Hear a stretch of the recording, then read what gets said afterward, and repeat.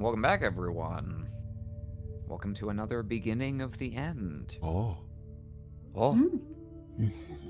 You'd be surprised how many times it can begin. Last time,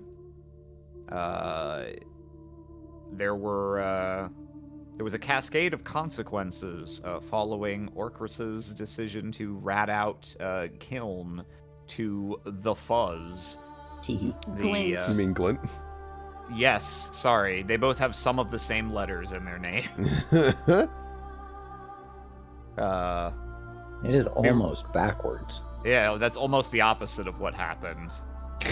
But it would be very funny had Orcris gone to Kiln and been like, hey, so you need to know about this guy who's up to no good. It's me. It's you. I'm sorry to say, buddy, it's you.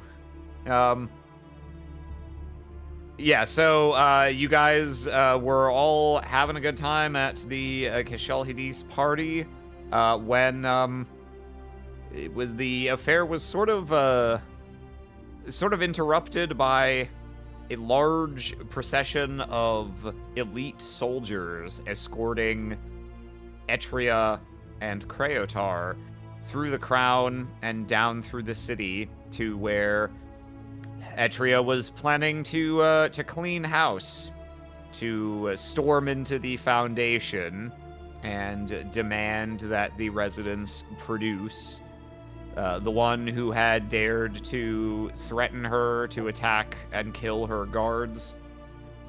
And so Thessia and Orcris, incidentally, after hiding a body, like you do, and Xenion all kind of snuck out of the party to follow after this. You sent Xenion ahead to the tower in anticipation of possibly sending refugees there, depending on how the incident unfolded. Then Thessia and Orcris went around the Foundation to warn people what was coming.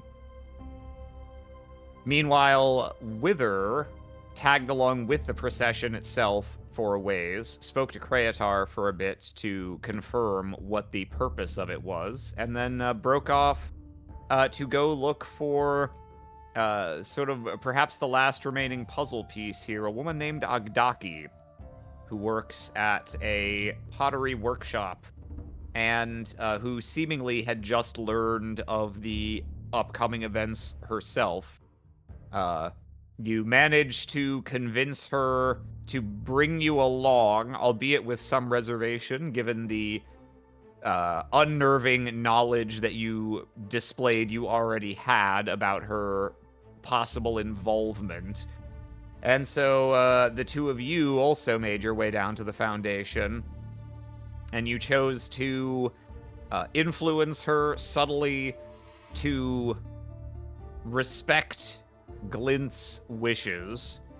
Glint decided to give himself up and more or less commit ritual suicide there on the streets to take the crimes all upon himself and make an attempt to atone for them in the hopes of sparing the rest of the district from Etria's wrath. And Wither, you and Agdaki from a nearby rooftop watched this happen, watched as he invoked his runic power, and before Creotar could countermand that power, he had lit his own body aflame, immolated and melted himself into so much flesh and slag there on the street, leaving only his metallic hand behind, glowing with heat, but retaining its form. And that is where we're going to pick up. Let me load a little mapperino here. It's the biggest one in the game, so it may take a second. Oh. Oh. Dinkin. Dirt. Rocks. It's almost there. There we go. Oh, I'm Urple. I forgot. I'm almost there. Come on, internet. We're almost there. There I'm we looking at the black screen, the 99%. There we are. There we are. I'm surprised I got in before all you guys. So the two of you see Kiln's body. Glint. Clint. God! No, you know what? Now, No, it's Kiln now. Son of a no, bitch, it's that Kiln was now. my He's plan. dead. He's dead. We're changing the Fuck, campaign. dude. I can't be wrong. Whatever happens, I can't misspeak. I love the idea for like no reason, no explanation. There's melted Glint's body, and then next to it is And this then like Kiln is just dead. Kiln Kiln bullet just- through the head, knocked over coffee cup, like he just like was walking home. Kiln, just an already playing his death animation Kiln model spawns in, a posing next to him, and just immediately makes a Bethesda NPC death noise. Kreatar looks over at you. Oh, who's that guy? Yeah. Camera This is an zoom- essential NPC. He gets up. You watch what you're doing there. And then everybody gets angry at you and just starts attacking you. Guards! Stop, thief! Ugh! Anyway, now that we've fully undermined any gravitas this moment could have had, yes, Glint's body, alight with flame and rapidly losing its form, collapses onto the pavement, and Kreatar kind of takes a step back, smashes his cane into the stone, and snarls in frustration that he wasn't able to prevent that from happening. The guards stand there kind of awestruck. Etria stands there, looking as unemotive as ever, but the patterns on her body swirl chaotically, as if this was not quite how she foresaw this encounter going down. And over here on the rooftop, Agdaki, you're both kind of pressed down to it to remain out of sight. But you can hear behind you Agdaki's large lizard-like tail whack into the stone ceiling of this building with frustration. And her body is very, very tense, and her arms are splayed out, her fingers digging down into the space between two of these tiles as she seemingly tries to physically hold herself down to not leap down and begin attacking people. Wither will turn towards her, and reach out two hands to the side of her face. Hold your rage. Use it to move forward. At this moment, violence will not help you. We know of a place of like-minded, kin to Glint. They will gather there. If you wish to share in your grief, you should join them. Where is this place? A tower deep beneath the surface. You will know where to go. There will be a procession of wanderers from this place here. Seek Thessia of House Betalis. She very slowly starts to relax parts of her body and backs up along the roof a very short ways. Turns, still crouching, but gets to her feet. Her tail whips back under her large mantled cloak. I'm trying to remember. Oz, you can continuity check me here. Did Wither introduce themselves to her by name? Possibly? I believe so, maybe. Okay. Let's just say that you did, then, if that's where you're leaning. The people who can check the tapes can be like, oh, it's top 7 Well, continuity errors. To in fix it beginning of the easily end. as she Yeah. turns. Sure. Tell Thessia. One called Wither has sent you. She holds your gaze for a little while. Does not nod nor shake her head. Doesn't appear to reach a decision on exactly what she's going to do in this moment. But you can feel she turns away. She, right now, wants to be anywhere other than here. She quietly, still hunched over, takes several bounding steps, drops off the side of the building, and speeds away.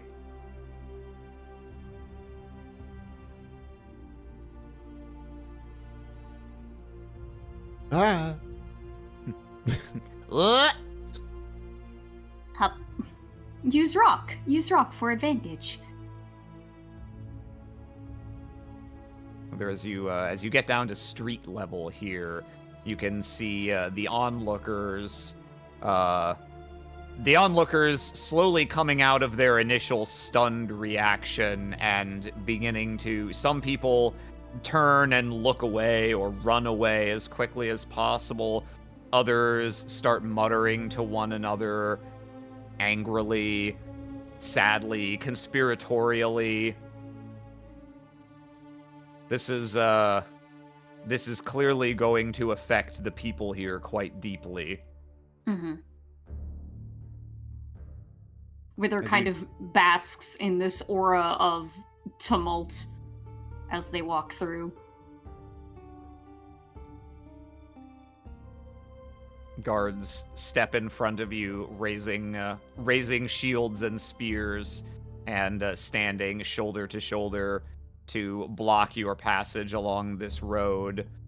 And this man, or this person anyway, in full sort of emerald armor back here, turns when he sees the guards begin to move.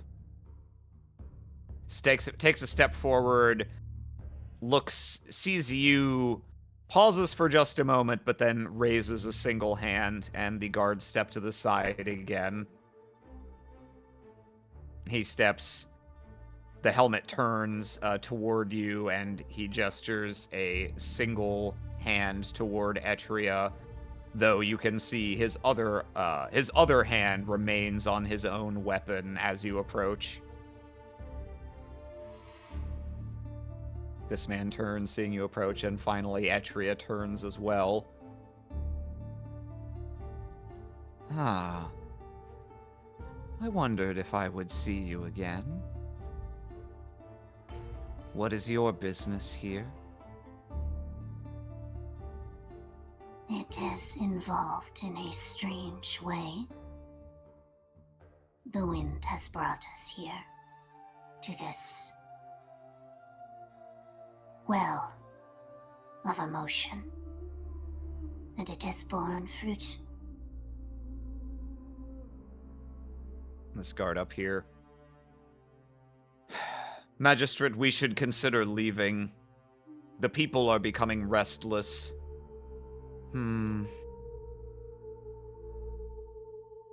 She looks at the sputtering embers and melted slag that used to be Glint's body. Almost said kill him again. I suppose that's still too hot to move. Master Igniter, is there anything you can do about that? I'm afraid you would need a queller for such a task. I suppose I would. Then you may see yourself off. Your work for today is concluded. I shall speak to you presently. I eagerly await that day. Wither will make eye contact with him as he turns. Yeah, he looks over Etria's shoulder to you, and He plants his cane in the ground in between two of these stones and does a big dramatic bow that is pointed toward Etria, but his eyes slide over and he looks at you as he does it. Then he grabs the cane, plucks it out of the earth, and snaps a finger. This guard falls in behind him, and they begin to make their way further away.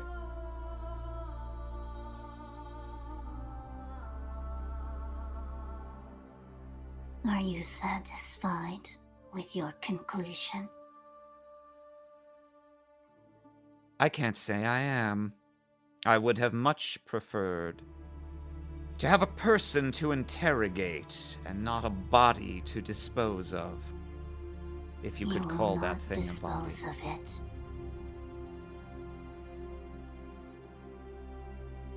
We understand this may frustrate you, but we have been given a task that involves those remains.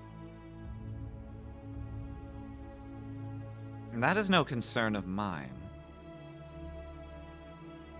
However, I'm in no position to move them at the moment, so I suggest you attend to your task quickly. She turns to this guard. Begin pulling your men from further down the streets, and make sure that those onlookers aren't left behind. I don't want any careless noble lynched on my behalf.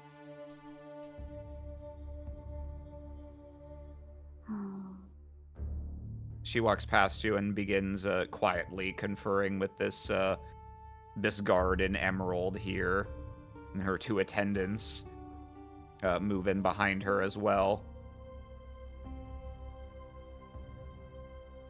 And indeed, as you pass the wall here, you can see over here there's a small gaggle of people, most of whom you recognize from the party, and some others who probably accumulated to this procession out of curiosity, all taking in the spectacle.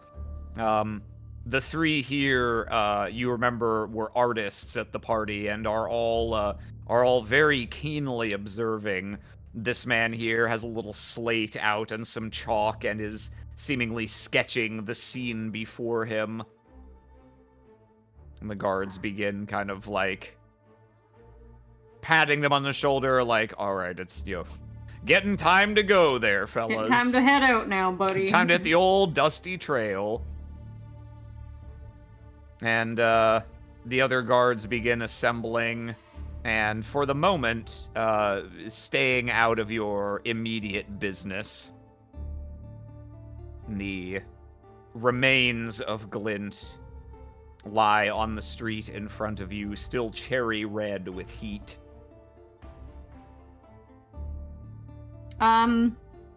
We will kneel down next to them, and near the edge of the pile, like the farthest away, they will reach out one finger very gently and test the temperature, if it even registers to them. Yeah. You reach out towards what's left of his body. And indeed, it is very hot. And before you've actually gotten all the way to touching it, you can feel the heat radiating off of it as soon as your hand is just a couple inches away from it. The pile of burnt and melted mineral and flesh is sort of spread out. It's not really in the shape of a body anymore. And perfectly frames this now colored with heat but still gleaming prosthetic hand that's pretty much the only fully solid thing left. But no bracelet upon it. No bracelet? Wasn't the thing? Oh, yes, no, there's no item here that matches the description of the item, the relic that was stolen from the temple. Okay. However, Leaning down and looking at it. Go ahead. okay. However, go ahead and let's see. You're in purple right now. Okay. Go ahead and make me a roll to do. Ooh. Bleh. The silvery hand that sits here. You feel a certain pull to it because as you look at it, you can imagine a whole arm like this, a whole leg. You can imagine perhaps a way to fix what is broken with your friend. This could be the start of something. Servitor, what think you of this? There's a moment that passes.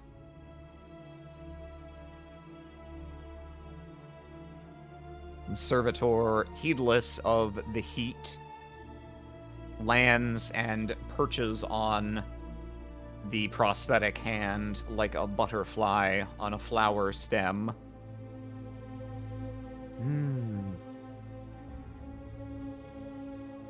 I think it looks auspicious. I think it looks promising. I think it looks like perhaps the start of a new, even greater peregrine. And perhaps even more than that. Kind of studies it for a while, flits around it, looks at it from different angles. Oh. You should lay your own hands on it. Once it will not undo you. Oh.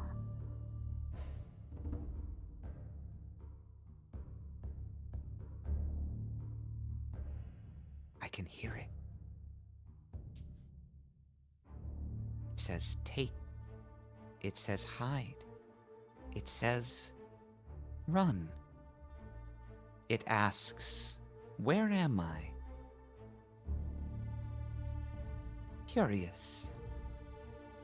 Very curious. What Is it have they done? afraid? It is confused. Its very existence is confused. What have they done to you, friend? Oh dear.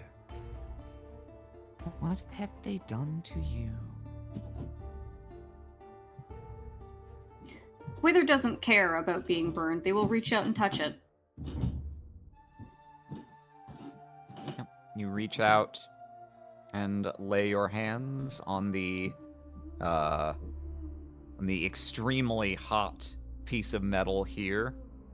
And you can hear very faint sizzling, see your flesh blistering and blackening just slightly. But instead of feeling pain, you feel a sort of pulse as you pick this hand up. And you hear it for yourself. Take. Hide. Run. Take. Run. Where am I? Where am I? What am I? Where am I? Take. Hide. Run.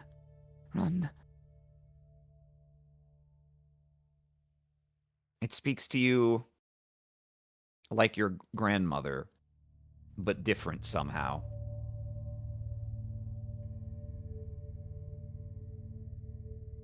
Where are we to run? What are we to take? Run. from those who pursue. Run, always run, always one step away. Take and take until the end of the day. Then rest. Then take and run.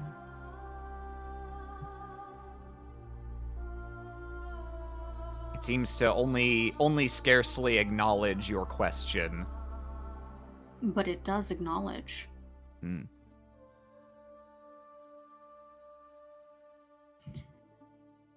They will turn to whatever guard is closest.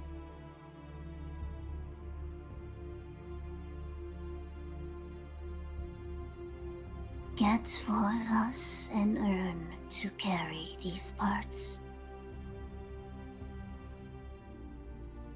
The guard's gaze lingers on you, and your burning hands holding this thing dispassionately for a while, and then turns to the side, seems to pass on your message, and as the procession begins moving out, and the rubberneckers from the nicer parts of Scon are carefully but firmly escorted out of these dangerous and squalid parts back to the city's upper reaches.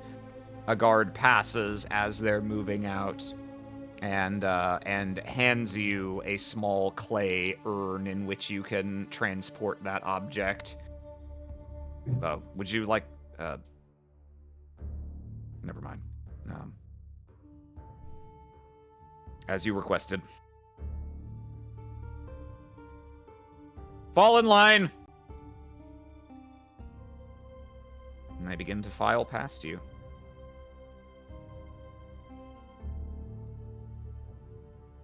And where do you go from here, Wither?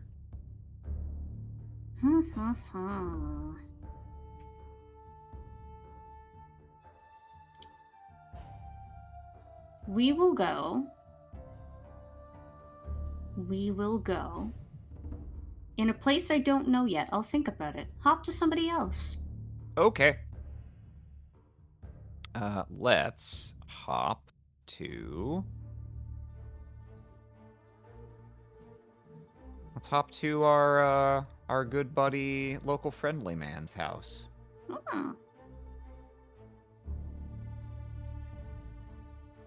Orcris, you left the festivities early. Yep. Perhaps, I don't know, I mean, you can tell me whether or not this is the case. Perhaps just a trace remiss that you don't get to see the fruits of your labor pay off in person. No, not at all. I'm not so petty. Just knowing that good was done this day is good enough for old Orcris.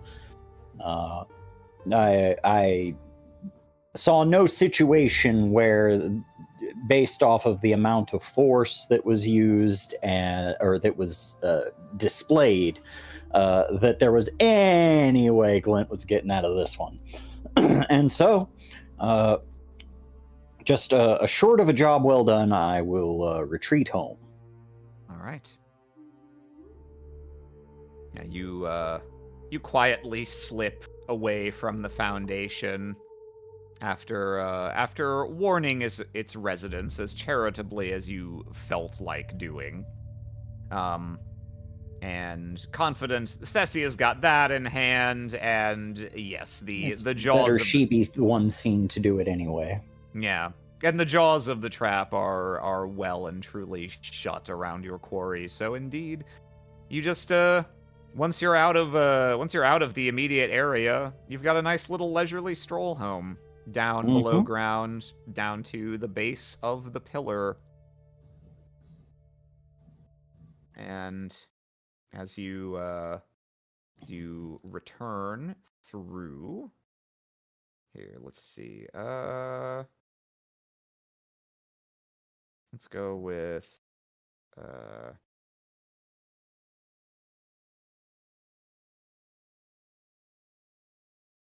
yeah. You make your way in. Mm-hmm. And quite a contrast to the last time you returned home. Everything is as it should be. Everything is as you left it. As you walk through the doors, you can see Soteria here Oops. sitting on the end of this divan here, looking at some tablets, and she looks up and gives you a quiet nod as you step in and returns her attention to them. Soteria, how's your day been thus far? Uneventful, pleasantly. Good. Happy to hear it. Mine has been pleasantly eventful. Do you know where you acquired these? She gestures to the tablet. It's a small stack of tablets beside her, but she's holding one in her hand now. I found them around. They don't look like an artifact from out of the city. These are, if I'm not mistaken, these are quite detailed records on the twice-born residents of the White Sanctuary. Let's see, when did I get those? You got those from Peregrine you got those from the White Sanctuary via Peregrine, who presumably got them from Zoid, Mm-hmm. as repayment for services that you had done for Wither. Yes. Oh, yes. I had meant to peruse those a bit later. Anything particularly noteworthy or interesting? I received them from the White Sanctuary itself. A You gift did? for services rendered. Or payment, I suppose. Wish they were more open to gifts when I approach them. I'm principally a historical scholar. I'm still only a junior scrivener, but I intend for my first treatise to focus on the history of the city's Twiceborn. Not the typical religious pablum, but the real history. What is known, factually. And I have never had much luck prying any sort of information from from the keeper of that place. Even at the magistrate's behest. Ah. Well, the key to obtaining anything you want is simply to make yourself useful to the one who has it. If you can Well, do that successfully, then they will trip over themselves to give you what you seek. well, it seems like you possess a level of finesse that I don't, then. It's hard to imagine anyone in the city to whom the good graces of Magistrate Etria would not be useful, but all the same, he has not been forthcoming with her or with me. Finesse is not a talent, it is a skill, one that can be developed, grown, fostered. Another word for that.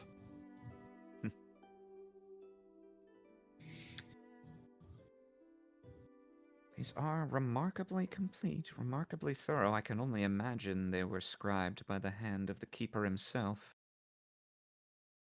Anything of particular interest in them? I haven't had the time to peruse them yet myself.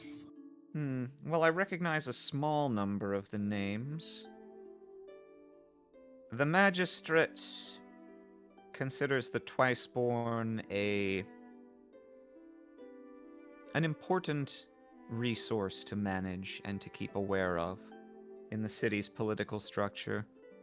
That's why she hired me. Of course. Anyone who can walk the city freely, unbothered, unperturbed, is certainly a resource worth keeping in mind, if not actively trying to use. But more than that, I've always found it a fascinating business. And these records here do corroborate something that I had only heard anecdotally until now, the drought was real. The drought, what did they call it? She snaps her finger for a moment, trying to recall. The drought. Period of finality. Huh. Huh? 4 years almost.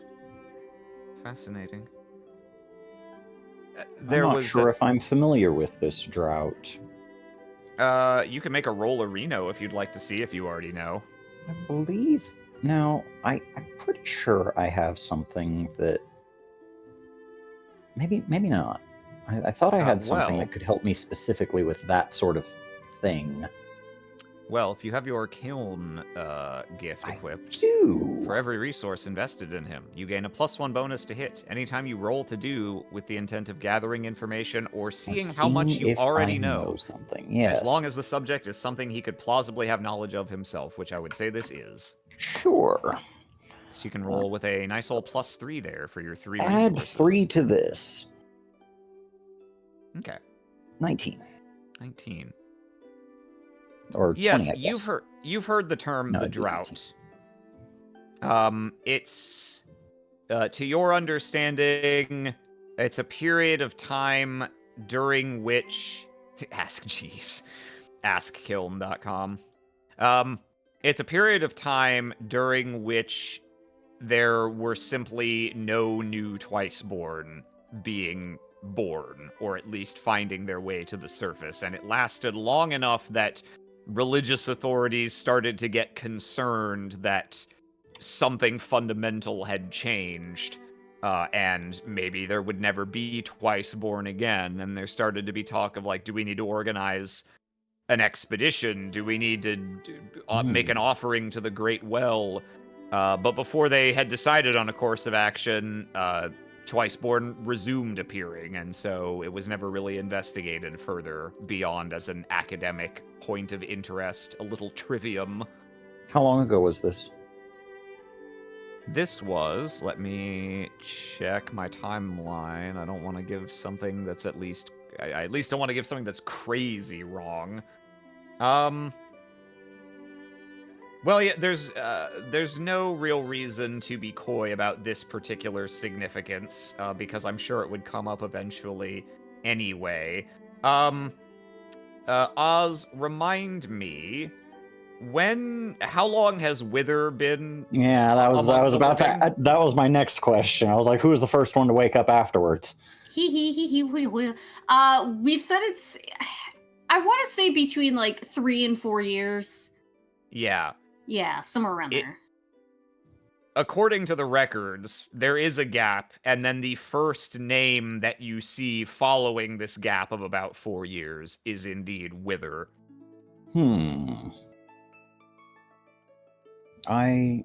Something deep in the back of my mind suspected that might be the case. A nice little synchronicity that further confirms that I'm on the right path, whatever that path may be, wherever it may lead. And so, yeah, I'm quite pleased with that. And I guess my next question would be, who was the last one before they stopped? Would it be anyone I know?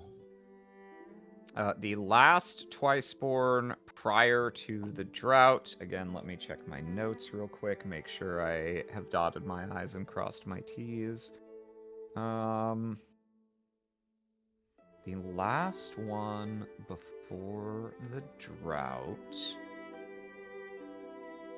Yeah, so that...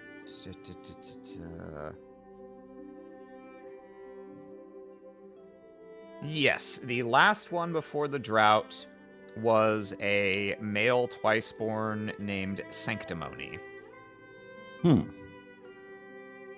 And I don't know that name. Or I don't know. I wouldn't know that person by name or face. I wouldn't say there's a specific reason you would, but you can make another roll if you want to see. No, I don't think I would. Interesting. And is Sanctimony still at the White Sanctuary? The White Sanctimony? Lol.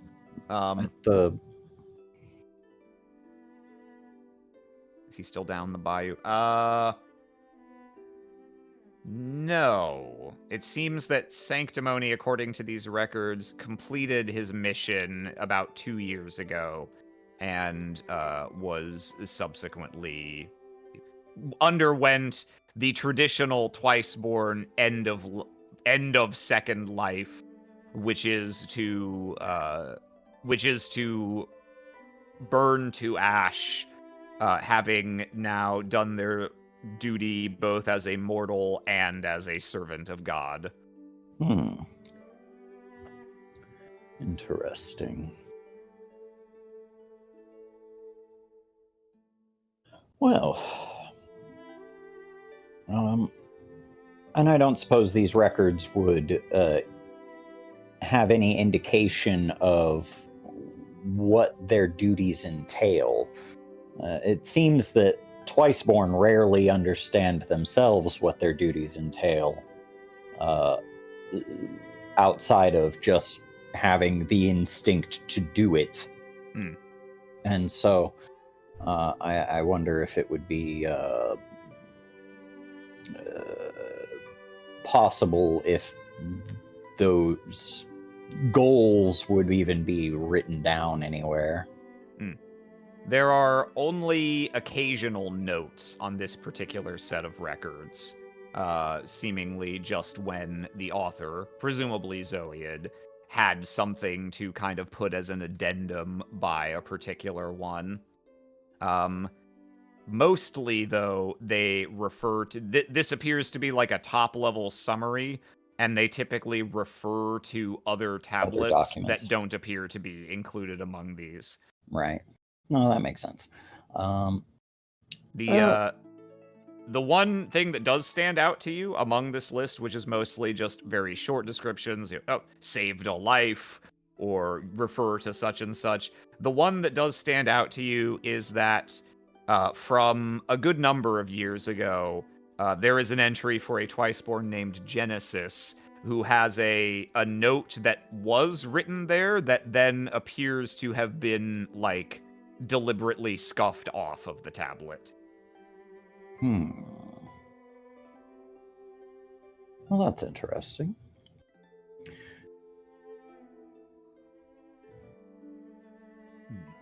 My mind sort of wanders with possibilities as to what could necessitate such an action as to erase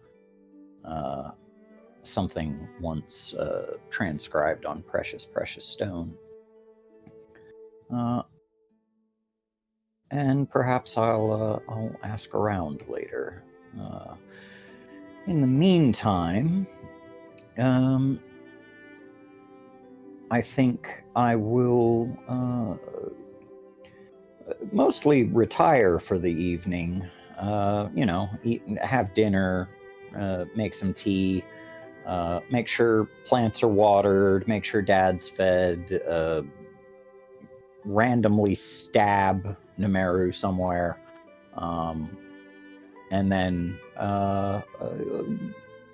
go to bed and see what tomorrow brings, unless Soteria has anything else of note to offer.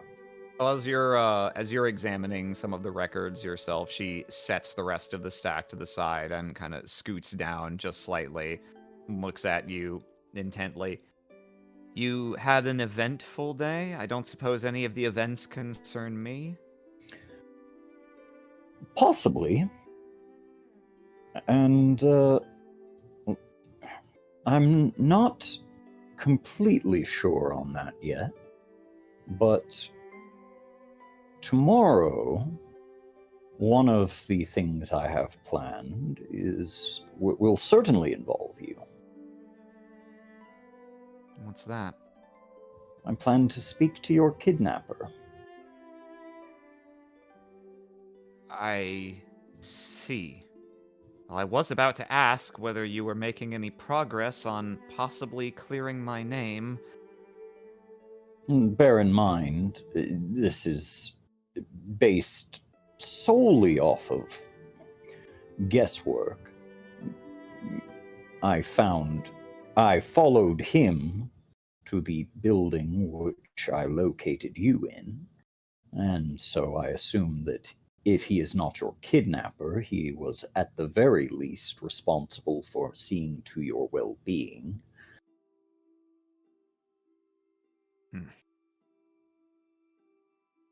And you're meeting him away from here, I hope, I assume? Of course. All right. It is still within the realm of possibility that he was the one who broke into this place. And so, I would just say, be careful. Luckily, there are many places to hide in this building. Well, I've done it once successfully. I hope I won't have to do it again. As do I.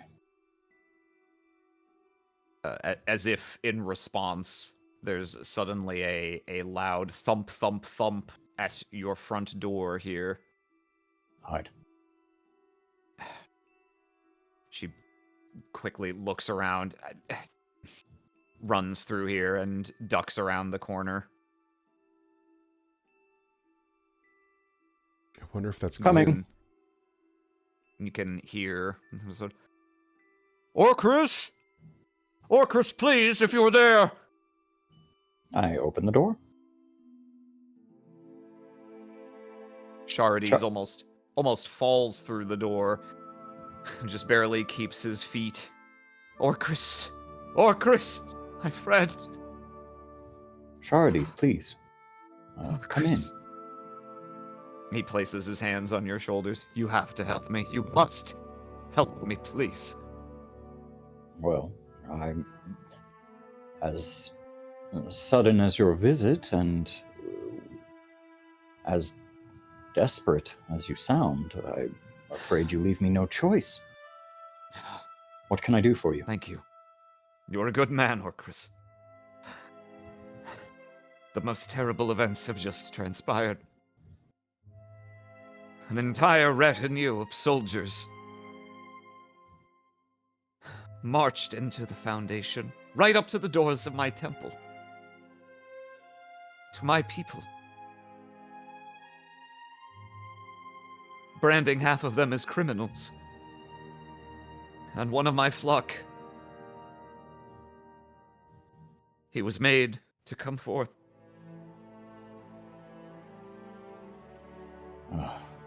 I thought to intercede, but I needed to know what was true, who was right, who was wrong, who was guilty. I prayed, my friend, I prayed like I have never prayed in my life, for some kind of sign. I used what you gave me, the last of it, all of it. I drank deep. I let my mind swim away in search of God. I could not hear her. I could not hear her when I needed to hear her most. I stood by, helpless, and of no help to anyone else. As a man I knew for years took his own life. In front of his friends. In front of me. I don't know what to say. I'm so sorry this happened to you. Please come in, have a seat. Get some rest. The medicine that you ingested, how much of it was there? It was twice the dose. Of course, I began to use what you provided me exactly as you instructed. I was cautious, deliberate. There is only so far I can push this earthly vessel, lest I risk breaking it before its time. I realize that, and yet, over the months, I have found more and more has been necessary for me to hear the voice, for me to see beyond, Of course. me to understand the divine will, and today I pushed as far as I could, as far as I dared, and it availed me nothing. My See. body, it does not react as once it did. That is to be expected. We grow to adapt to our surroundings, to that which exerts pressure on us. Just as we stand in defiance of the force of gravity, your body, irrespective of your own will grow to stand against the medicines which grant you your visions. I would recommend that you stop taking it, at least for a time. Allow your body to grow used to the air around you. Once more, allow your body to rest, to recover. The visions at one time were intense, and now they have softened. This is indication that perhaps we need to slow down just slightly. He stands up and begins to pace back and forth, wringing his hands and occasionally rubbing them up and down the glowing scars from his upper chest through his face.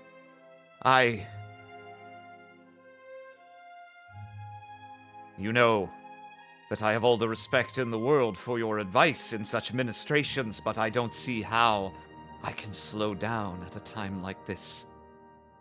If I am to be what destiny demands of me, if I am to be the next prophet, how can I allow my ears to deafen to God's voice for even a moment? Especially in moments of my flock's greatest need like today. I cannot desert them again. With respect, you speak as one who doubts that destiny will come. Regardless of whether you take your medicines or not, destiny will come. You will have all that it owes you, and more. Destiny comes, But yes. only if you are healthy enough to take the opportunities when they arise. Is it not so, however, that the scripture says destiny comes for all men, and yet man must reach out his hand to take it when it presents itself? And if you find that you are in no condition to take it when it presents itself, would destiny pass you by then? I can supply you with more. I can always make more. But I won't lie. This concerns me. You are likely still under its effects, though you feel them quite differently from the way you once did. Especially if you took them earlier this afternoon.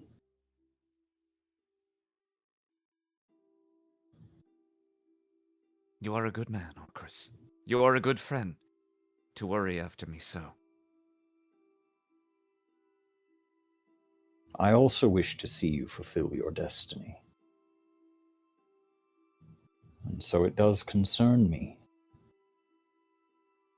I have known others who have taken this medicine in the past, and it does have an effect. I will endure any suffering, any trial. I cannot turn from God's voice when the people need to hear it most, or they are deafened as well. Then I would If ask you are... Then I would ask that you listen to me as one of all on your road who speaks with God's voice when I say that you need to slow down. Why don't you go ahead and make a roll to influence him here? I'll be happy to do so. I think you can roll with Should I roll the your die? orange attribute. Yeah, I think so. That's pretty good. Kaboom.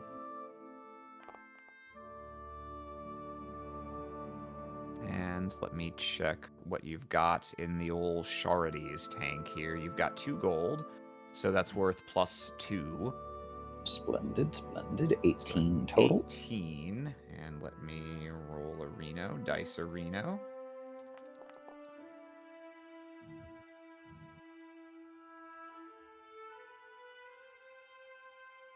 I will trust in your wisdom on this matter. You have not been mistaken yet. I ask, if I am to slow down my use of the medicines you have given me, is there naught else I can do? Well, No other potion, tincture, or ritual. well, I could do a bit of studying. It would take me a small amount of time, but I might be able to brew up something that would quicken the process, if nothing else. Now, Good. I don't know what other effects this medicine might have, but generally, if you wish to enhance the effects of a certain medicine, you would look for something that could do its opposite. Perhaps This could be dangerous in its own right, granted, but it might quicken your recovery from one end. if I use it while I slumber, I think you would find it difficult to sleep. even so. A day You of would- visions, a night spent deaf to God's voice when I am not awake to hear it. Perhaps I will think on it. Please do. And just get some rest. Some real rest. That will be important regardless of what path we choose next. He comes in and gives you a hug. I shall, my friend, I shall. At the end of this long and terrible day, some of my flock have fled the Foundation, fled that grisly sight. I must follow where they go, see that their needs are being tended to. Of course. It is starting to dawn on me that I'm not going to be able to be seen at the tower quite so frequently in the near future. Not a tremendous issue, but I've got people who I wouldn't want seeing me there who are starting to arrive. Galden? I thought his name was Orcrus. Ba-na-na-na-da-da.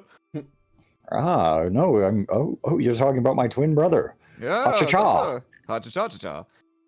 I'm a very different man. He stands up, walks over, bends down, looks at this mask. Very well. The woman, Kefali, she spoke of some sanctum underground. I go now there, that I may offer what comfort I can in the aftermath of this tragedy that I could not stop from coming to pass.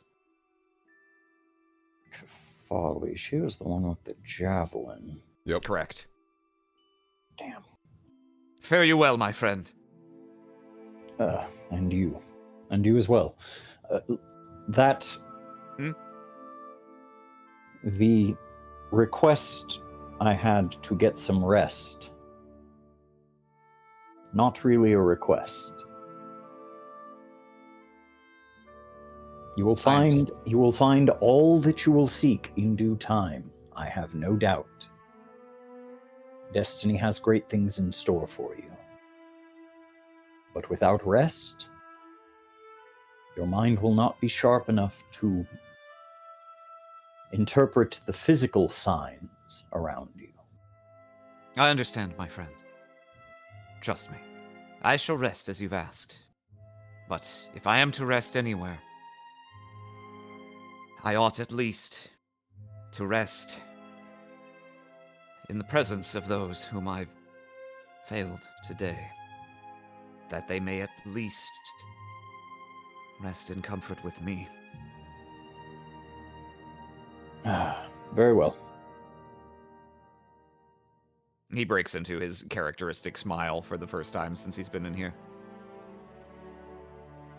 You should rest as well, my friend. I'm sure my people and many others in Skan will have just as much need of you come the morrow. I hope not. 'Tis the life of all martyrs, good Master Orcrus.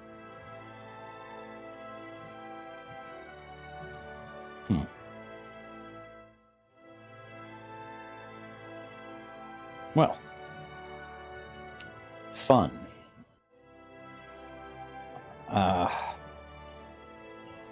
Let me think. Where did Thessia say she was going to go? When last I saw her, I don't know if we did.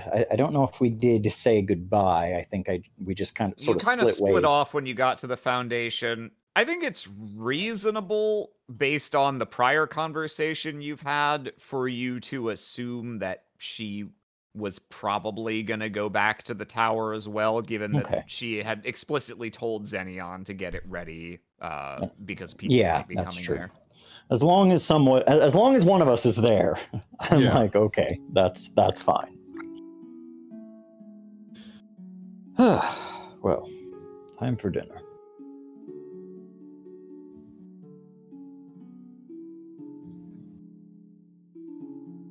And so, I'll just chill and relax, unless, Okay.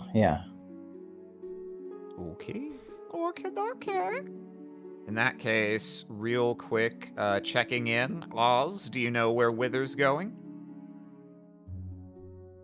No, never. To tower, to Tessia. Okay. Got everybody coming to my house. Hey, we came over to play Xbox. Do you have any dinner? That's like the rudest shit you could do. We heard there was a party. Then we were not invited. Give me food. We thought it'd be so cool to do a Halo LAN party. I brought most of a Doritos bag. I kind of got hungry on the way over. All right, so Thessia, after you part from Other in the Foundation, are you going straight back to the tower, or do you have anywhere you feel you need to stop and do something first? I feel like after everything that just happened, she's like, I better be at the tower, because if people are showing up, it would be a bad look, and I don't think Xenion can handle that social pressure, which is Fucking reasonable. panic attack in the closet. It's not Just fair to running up them. the stairs. Yeah, I might have to develop another rune. Rune of Xanax. Let's see. Then Xanax, named for Xenon. Yeah. Named after you, Yeah. my dearest sibling. Let's see. Let me look for. I'm trying to find a good track here. Let's go with Here, we'll try this. All right, so Thessia, you make your way back to the tower, moving quite quickly, leaving the foundation behind you, and slowly the advancing, the march of armored feet gets more distant as you leave Glint to his fate and to whatever may come, and you slip back underground, through the dark, through the twisting caverns, to the base of your own private sanctum, your tower. And it doesn't seem as though any outsiders have made their way here yet by the time you arrive. Thank God. They would have had to be really fucking booking it. They had it on Google Maps on their phones. And what's your first order of business when you get here? I guess the first order of business would be to begin the process of shaping more rooms to be more accommodating to individuals. Maybe setting it up so that maybe there's at least a couple more walls so that we can have some divisions between them so people can have a little more privacy. Just kind of ensuring that there is a space where people can, like, if they do decide to stay, there is something already there for them. Okay, that makes sense. We'll assume you're not here precisely per se, but we'll put you here so that you have a map and you have an icon. The general decor is roughly correct. So you begin setting to work, reorganizing the spaces of the interior, starting to make more places that will be comfortable for people. And at a certain point, as you're shaping another chamber, Halkides comes up the stairs, sort of looking around, and happens upon you. Thessia. Halkides. He looks at what you're doing currently. We're expecting new visitors, then, I take it. Most likely. I imagine the news has not gotten to you. The news? Well, Etria and her guard, lack for a better term, stormed the lower districts and brought forth an individual by the name of Glint. Are you familiar with him at all? I think we talked about this once before. Yeah, no. Halkides, out of character, I'll just refresh your memory. Halkides is acquainted with Glint and was actually the person who was able to get you the meeting originally. Right. I realized that, like, as I even said that. I was like, wait a minute, no, he was a It's been a while since he's been on screen. Yeah, he's part of, he and Kefali were both part of the scavenging crew that you guys happened upon down here. Yeah, then I think her tone would change a little bit. Although I am in blue, so she's a little more matter of fact. Yeah. He's fucking dead. Get over it. Slaps him. Not to that level, but definitely probably a bit more, not as soft as she normally would be. You know that scene from Airplane where everyone's, this hysterical woman's I slap you with all four Get a of hold my of arms. yourself. Captain, you're wanted up front. No, just You calm down! Vessia kind of like steeples her hands. And they came for Glint. And Glint took his own life to... Yes. What? Why? He could have fought? He realized that if he did fight, it likely would have brought more harm to the citizens. It was a calculated They put choice. him down like a dog in the street. He, right then and there? He immolated himself. The flames may have been his, but the intent was theirs. And it is for that exact reason that I am trying to make preparations. There are a lot of individuals who are frightened and confused. He stands up and kind of... He's listening to you, but only half, as his mind appears to be racing. And so, yes. How did they find him? That old bastard's as canny as they come. He may have done some foolish things lately, but keeping his profile low was always one of his great skills. Do they know of this place? Do they know of others? What's to become of us? That I'm uncertain. But I do know that there are a handful of citizens that I did inform of this location, as I felt they deserved someplace away from it all.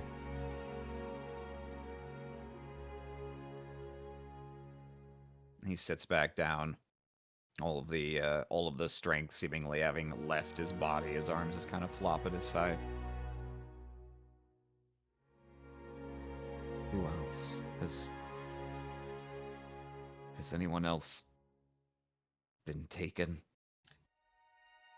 Fessia thinks about that, and her honest answer is, I don't really know who else is directly affiliated with him. Kafali, though, I did speak with, and she may stop by. I see. I am sorry, Halkides. Is there anything that I can do for you?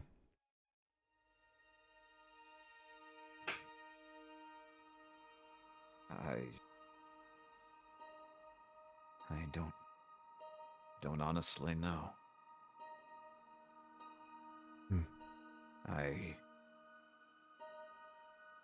I hope this place is still safe. I would not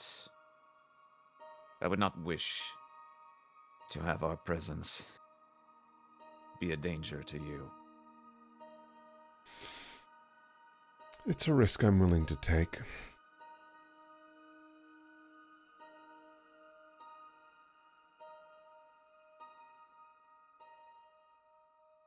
You hear a soft set of footsteps. Sibling! Oh. Yes, I know the stairs. I'm working on that. No, it's, well, yes, no, yes, the stairs. I'm sorry, I haven't been able to see to all the preparations I would have liked so far. Did you encounter anyone on the way here, sister? No, but I am presuming that they are shortly behind. They? How many? Them? Who? Shrugs. I wish I had a more concrete number, though considering events that have transpired, it is difficult to calculate fully. So I am making as many accommodations as I can. So you didn't see... I see. Didn't see... There was, They look down the stairs, and then turn back to you. There was a man, a man came to the tower not long after I arrived, asking after you. Can you describe them? Did you get a name? He said his name was Other. Ah, I presumed as much. A friend. Oh, is Is he he? still Okay. here? Did he leave? No, well, yes and no. Hmm. He came and seemed to be looking around. I wasn't sure what to make of him, so I followed him a short ways. After he left, I wanted to see where he might go. But he seemed to become aware. I turned a corner and, well, he was standing right there waiting for me. He is crafty like that. They take a hand out from behind their back, and it's got a small pouch in it. He greeted me, and he told me to relay something to you. Kind of cocks an eyebrow looking at the bag. He offers you this. He didn't stay long to go into detail, nor did he satisfy any of my questions. He told me. They hand it over to you, and it clinks slightly. There's a couple small vials inside by the sound of it. He told me this was for you, that it was something that could help you with a problem at work. Interesting. She'll take it and she will open it in a way where only she is able to take a peek inside, because I have a theory of what it probably is. It's It's a gun. It's it's a gun made of several glass vials. You can definitely only fire it once. This will suck afterwards. Yeah, it's two small vials of a sort of translucent, like sort of thin but milky colored substance. He said that this would present an option for you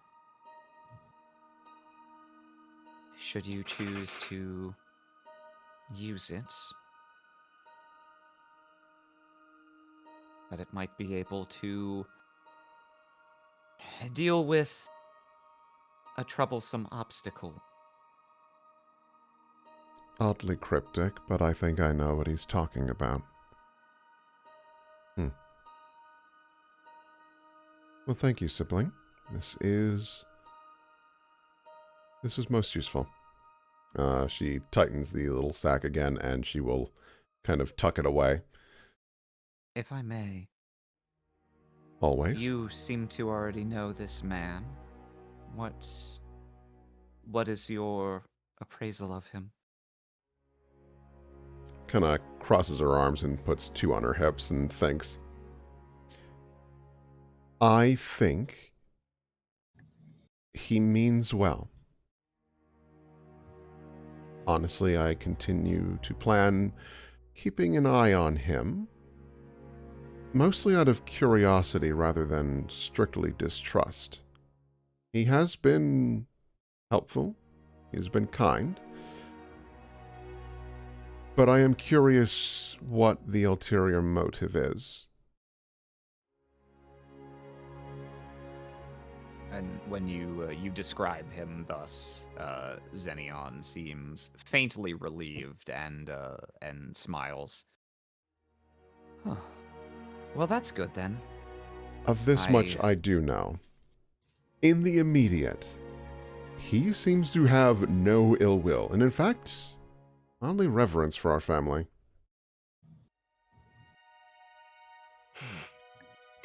Interesting. Isn't it? Well, I'm sure we'll learn more of him in time then, if he plans to continue involving himself in our affairs. Yes, I think that is likely to be the case, and I'm hoping to pick his brain a bit more.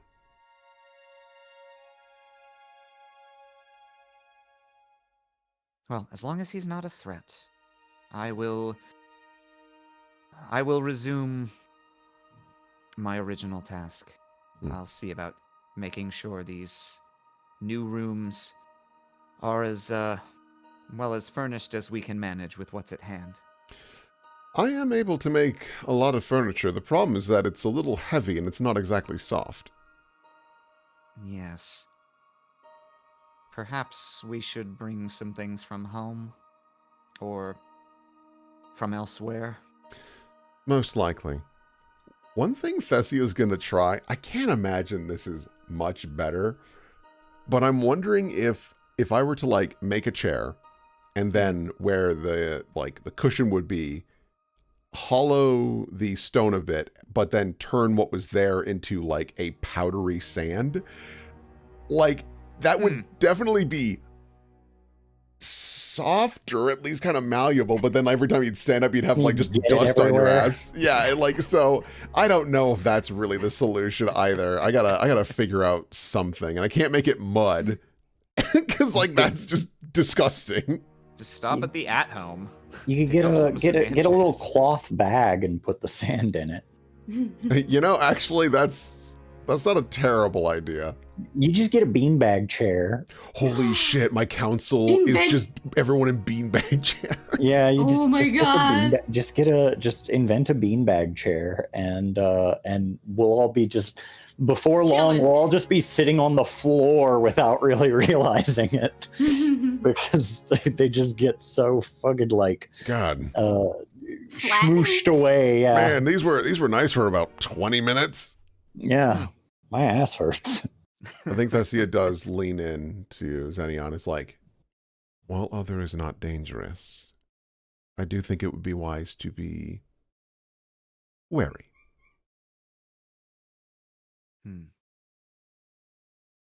With times the way they are now, I don't think we can afford to ever let our guard down fully. I agree. Well, back to it then, and then as soon as I've finished this... Well, the day's not over yet. Perhaps I can even get in a little bit of research for you before it's over. That would be lovely, but I am also mindful of your health, so if you need to rest, please do so. Absolutely. Thank you, sister. Thank you, sibling. I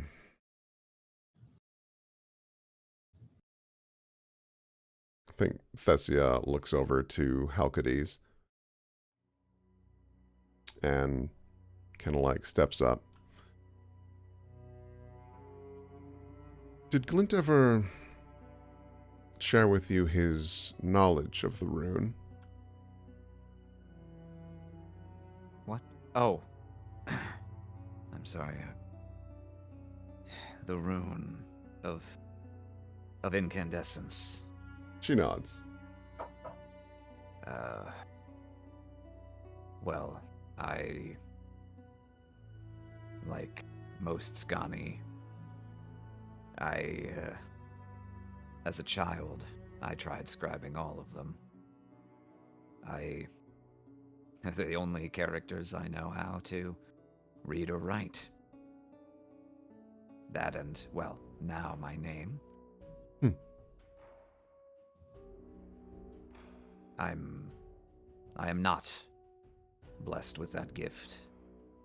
So, well, never seen much point to asking, really. I know that I think he found it as much a burden as a gift. he found it so late in life. He'd lived so many hard years already. And I think he still thought that it would change things for him, and in turn, he could change things for us. But it didn't work out that way. He spent years up at that college, and I asked him once why he stopped when he was quite deep in his cups. It's the kind of question he would never answer sober. He said that, in spite of everything, nothing at all had changed. That he was still a corpora, and as for all of us, the only thing anyone was interested in him for was his body, making use of him like a tool or a slave. Whatever wondrous power he'd found was no different from a sharper, more useful chisel in his hands. More weight that he could bear on his back. And none of the privilege he found from being rune-touched ever found its way back to us. That does sound about right. It's unfortunate to hear. You hear some... Oh, go yeah. ahead. That's this conversation went in a little different direction than she had anticipated. Her thought was that if he had not dabbled in the runes, she was going to show him all of them and just help him figure out if he does have that capability. But it seems he's already tried that. And also, it sounds like his interaction with them has been soured a bit, which is reasonable. Here's some loud footsteps kind of stomping their way up the stairs, and in greater number, so it seems as though your refugees are beginning to arrive. And at the forefront of them is Kefali, who comes in immediately, kind of tosses her pack of javelins and her armband down on the first flat surface she finds that isn't a floor, and just immediately turns. She's a dead woman. I am putting a javelin through her neck. It's just a matter of when.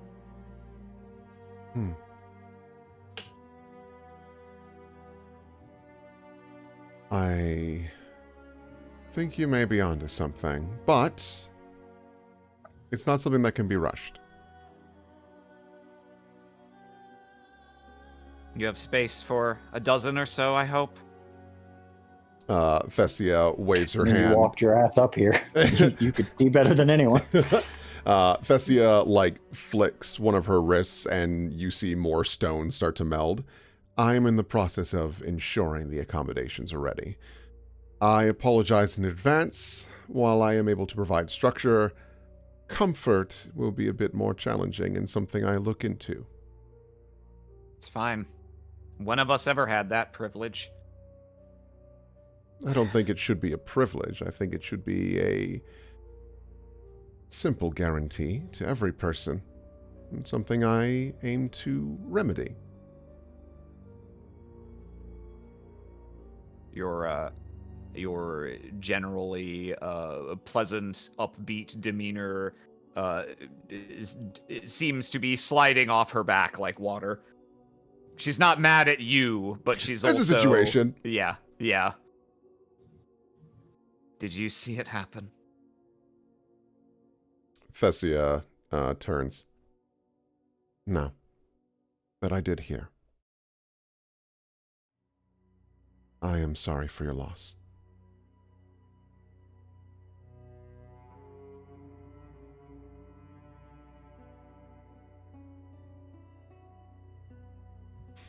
He's the strongest man I know. And I'd have run. And that's what makes his sacrifice all the more remarkable. Sacrifice, his murder, his execution. It can be all these things.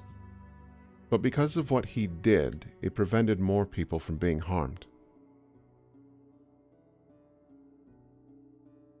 I know that isn't comforting to hear in the moment, but it is true. Oz, are you back? Yes, Would you like to wither? sure. Turns to dust. Yeah.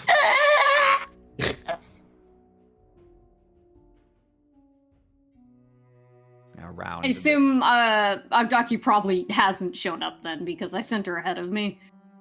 Not so far as anyone already. She's like, present shit, I is can't aware. find it. She's just lost downstairs. Tower. I don't know why the underground. fuck. I don't know why the fuck I thought, like, I don't know. Someone said that there's a tower underground, and I just thought, like, they didn't there point me can't in a be that direction or many. anything. I was Yeah. just like, well, yeah. Sure. Just to follow the refugees. I don't know. Thought you'd be smart enough to figure it out. Well, they all left before I did. I couldn't find any, and I was going in completely the wrong direction. Way to go. Huh. It takes us forever to get up the stairs with this heavy urn. Mhm. Oh, God.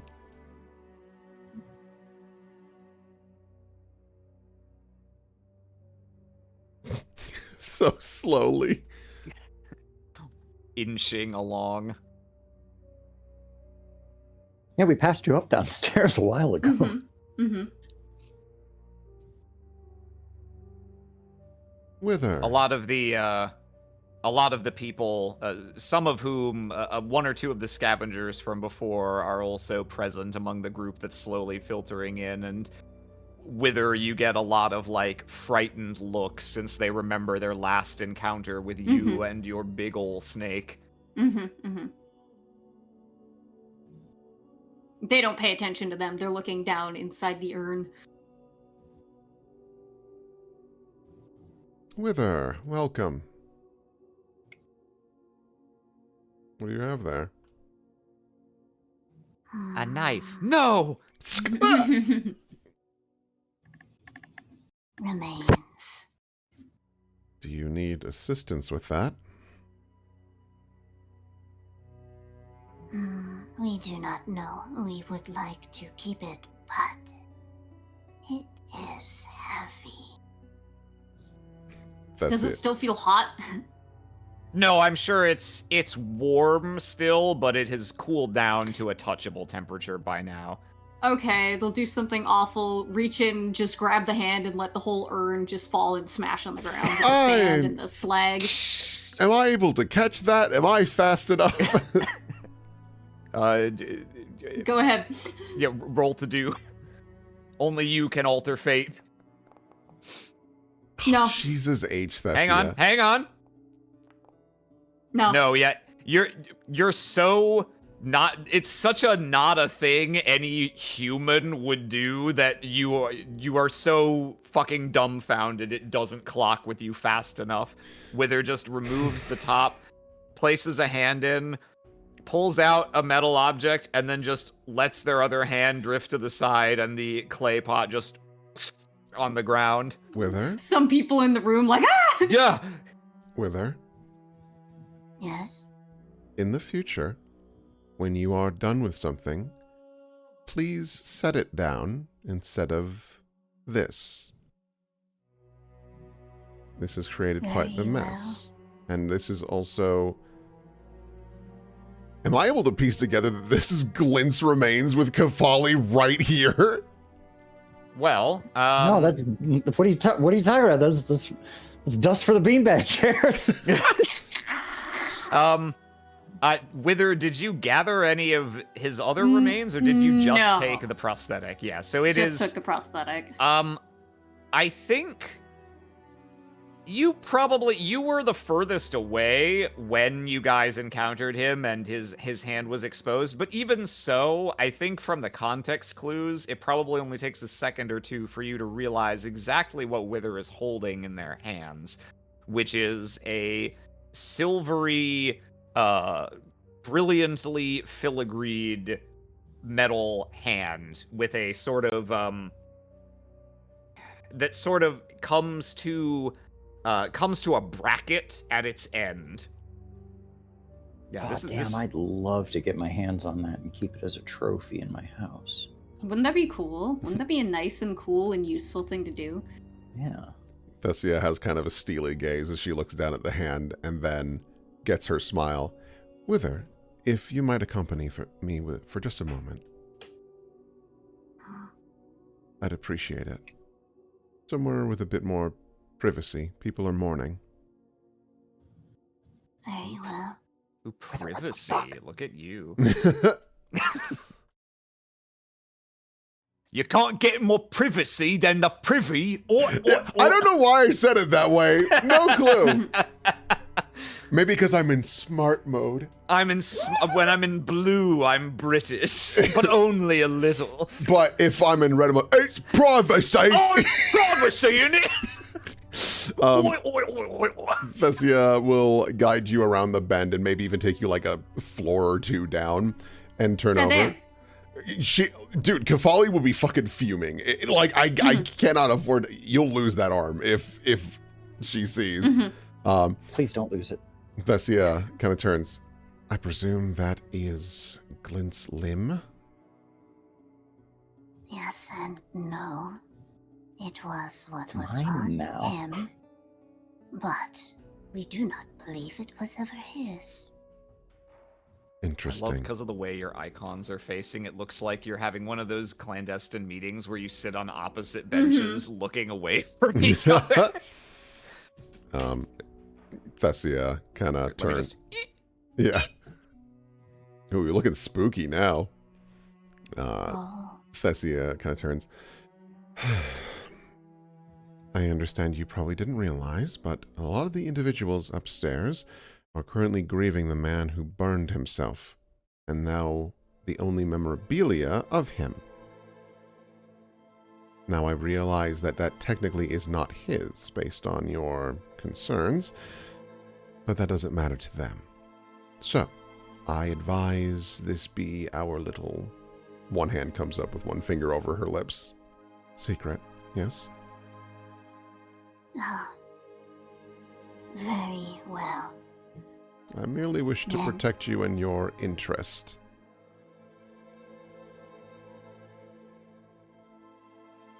Doesn't squint, but processes. Then you will remain here as we inform you of what it has said. Eyebrows raised, looks down at the arm. That spoke. It speaks. It is afraid and urgent and lost and wishes to go away someplace. How does it speak? In our mind, as when A reforged? Neha, Is it aware of what it once was? From what I can gather based on this, it must have been reforged yet again. If my assumption is correct. we have told another person to come here who knows of reforging. We have many questions, but they are very angry. They harbored some connection to Glint and saw his demise. I see. We hope to obtain answers from them, but it may not come easily. We'll have to We ask. will keep this. I think that's wise. Thessia extends one of her lower hands. May I examine it? Very well. She'll take it and very carefully with her two lower hands, like, hold it, while her upper hands are kind of gently feeling it and trying to get an idea of, one, how heavy is it? Like, is it hollow? Like, obviously it would need to be, like, somewhat hollow if it's a prosthetic, right? But, like, how much of it is hollow? Does it look like the fingers and wrist, and is it, like, up to the elbow? Like, how much of an arm is this? Or is it just the wrist? This is mostly a hand up to just above the wrist. Okay. She's also curious if any of the digits and whatnot can bend. She's not going to force it, but she's just curious if it has that functionality. And thinking back, was Glint ever able to make this hand move in any other way than just, like, being stationary? You did not witness such. That's fair. I was pretty far away. Let me just. I likely would have, but I am not here. I guess Wither was also pretty close when you guys got into your little scuffle. After Orcris threw Glint to the ground and ripped open his cloak to expose his arm that had the prosthetic at the end of it. From that point on, in their brief fight, Glint could freely move the arm. You did not see him in any way manipulate the hand in a way that made it look like anything other than a solid metal object. Thessia, as you support the hand with your lower set and begin kind of looking over it, poking and prodding a bit with your other hands, you can draw a couple conclusions immediately. Actually, you know what? Go ahead and you're in blue. Yeah, go ahead and give me a roll to do to see how thorough an examination you got here. Okay. So Thessia, you look at it from end to end. You don't perceive any way in which the digits on this hand are articulated. You don't see any hinges that would imply joints or any conventional mechanical way for this hand to move. You, as a shaper, theoretically could, make small adjustments to it, but fine ones that would actually allow you to use this for any form of fine motor skills would require a very talented shaper who practiced a lot at trying to do this one weird trick that doctors hate. Yeah, prosthetics manufacturers hate him. They make them work. And Thessia, as you place your hand on this hand, you can also tell, this is moderately heavy, but it's probably not entirely solid. And the metal, although it appears, I've been using the word silvery to describe it, and that is an accurate description of its sheen and color. It is not actually silver.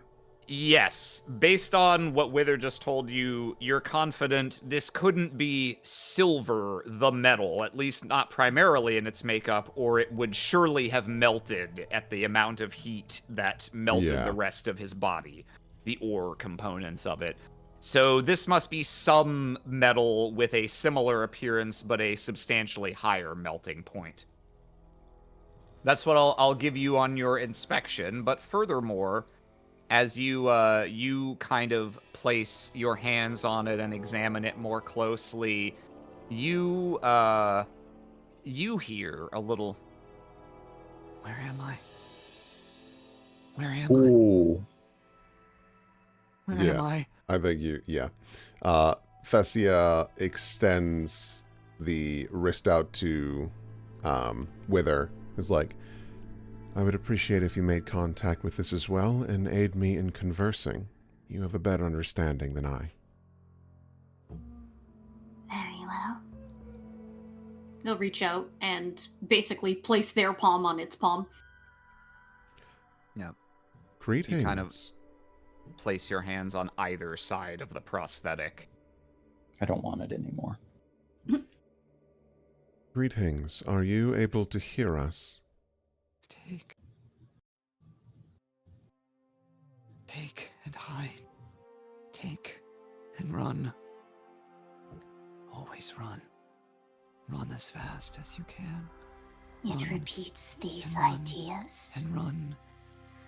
And and take. does not grow tired. Take to live. We take to live, only to live. We hide to live. We live. You are somewhere safe now. If you can hear me. Safe.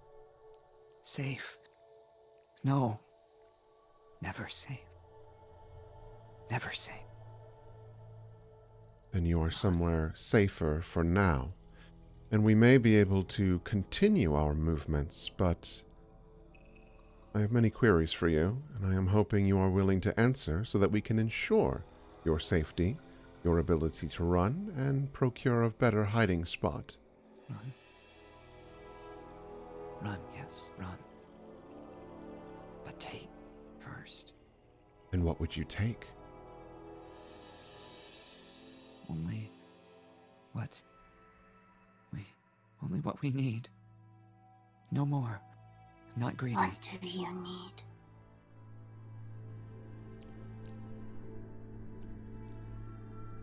Wager. They wager. They wager, but they don't know we can. We can take and we can run and they cannot find us. What they wager becomes ours. And we live another day. We live. We hide. And who wagers? All around. We smile. They approach. They wager. We wager. We take. It's tiresome. It's all we have. Do you know what you are? We are taking? Where are we? Please, where are we? I don't know where I am. Where we are? Where I am.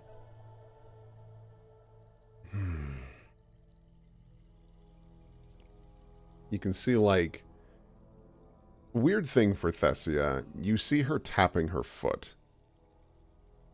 This is annoying. She takes a deep breath. You are in a new base of operations. One that pursues Glint's ambitions.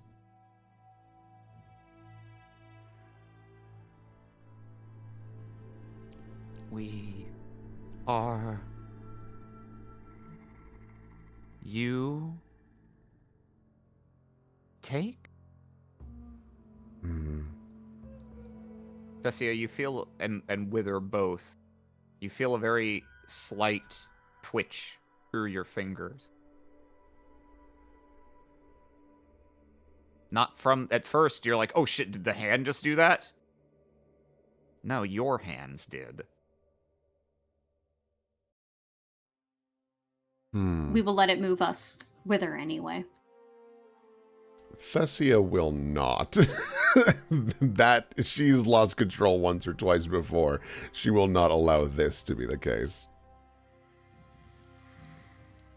Wither, you cast your eyes around. Take.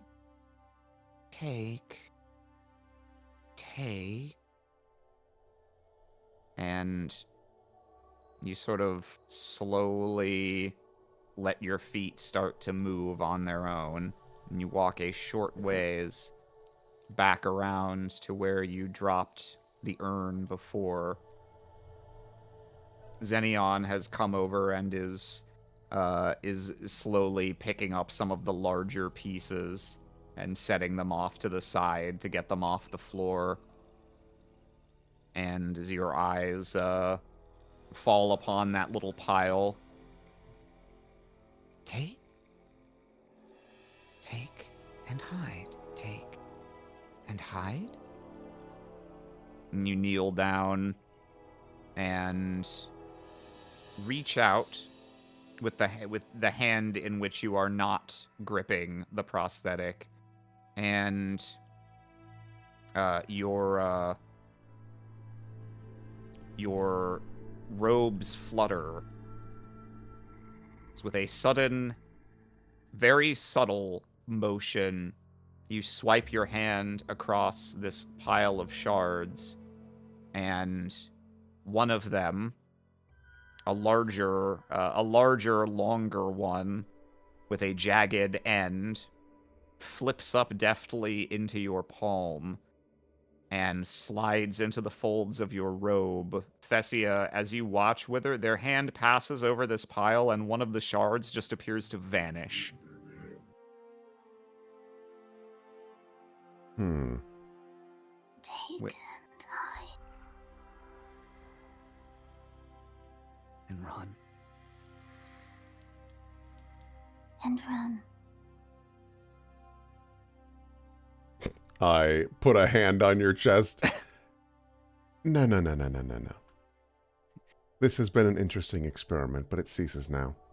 I'm going to take the hand away from you and set it on the floor. What just happened there? I guess I'll interject real quick to ask, Wither, do you let Thessia take the hand away from you? I don't know what headspace you're in right now. It seems like there might be a question of it, so I wanted to ask. I don't think they will. We have said we will keep this. I don't plan on keeping it from you, but it just made you walk away and do something with the shard. You must forgive me, I am rather curious as to what. You're doing weird shit.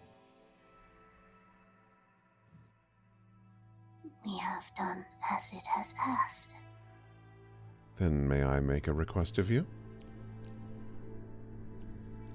You may speak. May I see this shard? It's yours to keep, obviously, but I want to know why it is so intrigued by it. We will Take it, search chuck for it out the window. Well, I can still just go get that. Yeah, I guess so. I didn't really think about it. Yeah. Too much. All right, well, enjoy the trip down. It's like 40 flights.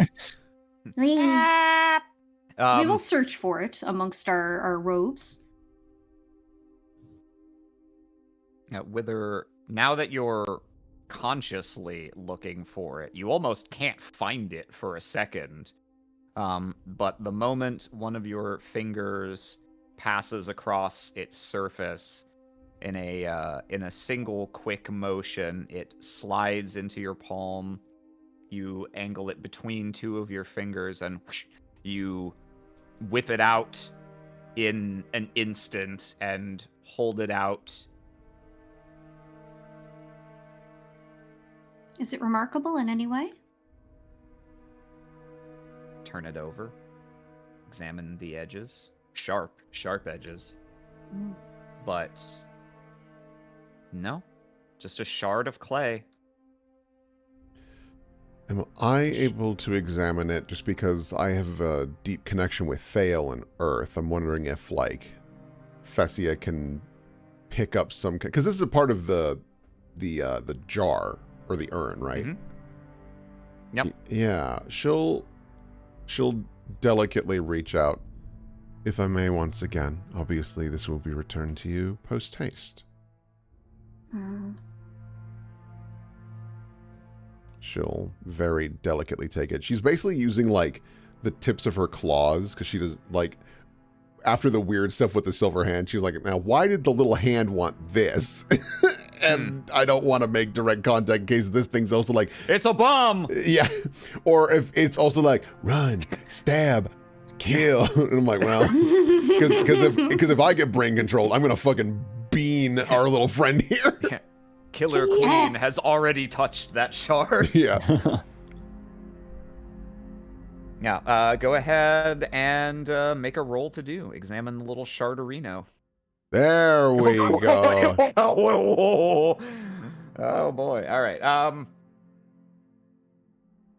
Here, let me. What? That is not what I was rolling. Quick, fight a worm. 1, 3, Oh, 4. Look at a shard of clay. 20. 90. It's the little things. Yeah. Take our wins where we can get them. You carefully take a hold of this this long, sharp shard of the jar. Examine both sides. Flip it around in your hands. Careful to only touch it with the tips of your clawed fingers. By all inspection, visual, tactile, and with the power of your rune to sense, this is entirely mundane clay, part of an entirely mundane jar. The main thing that stands out to you about it is simply how effective this would be as a little makeshift shiv in a tight spot. It wouldn't likely last more than 1 or 2 stabs before it cracked or broke off, but that seems to be the only significance of why this. Take a life.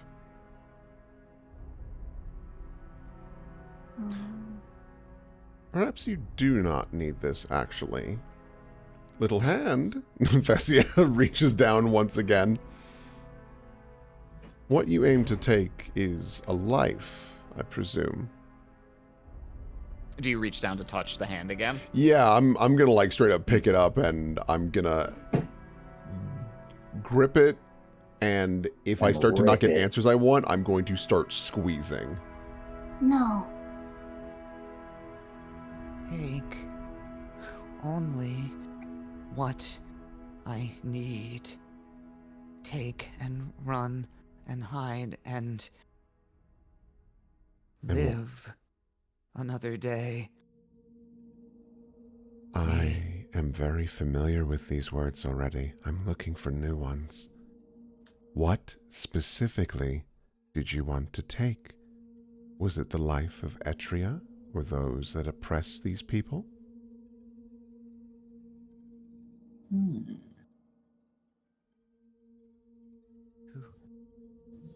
The voice seems momentarily stumped to even formulate words.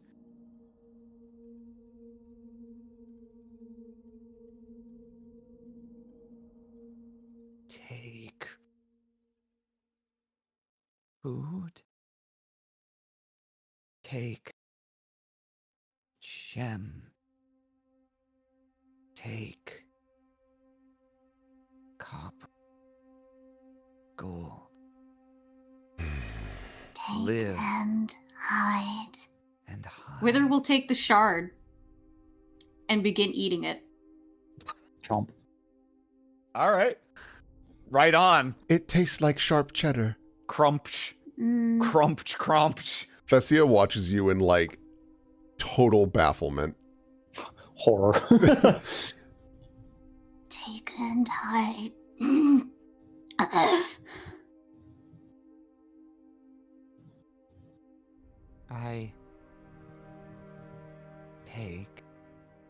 And they do not see. I hide. Where are they? I take. I live. I don't know else. Where? What am I? Perhaps a better question is who?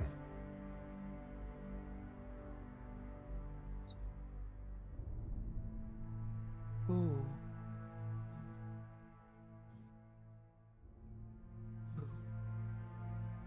No one. Never. Again. Again. Then, Never. Again. then perhaps we should investigate who you were once upon a time. I took. Then I was taken.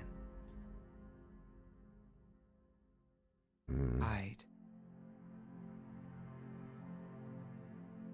Now, this. Where am I? Where am I? Thessia offers the hand back to Wither. I'd be extremely cautious when holding that. Also, are you okay? You just ate a pot shard. They take the hand and they cradle it up against the side of their face. You are here. You are with us. And we are lost together. The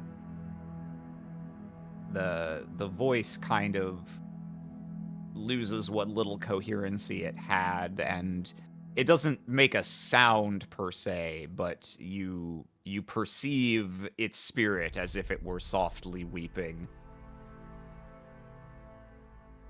We are Quiet. nowhere. Quiet. Nowhere. Quiet. Out of curiosity, the material it's made out of, what other tools, objects, things of the sort that might be reforged would that likely be of, considering the amount of metal present? You mean what are other objects that would plausibly have this same amount of metal if you were to just like smelt one down and recast it into a different form? Because Thessia's running theory is that this is a reforged that was like broken apart and then melded back together in some capacity to be this new shape.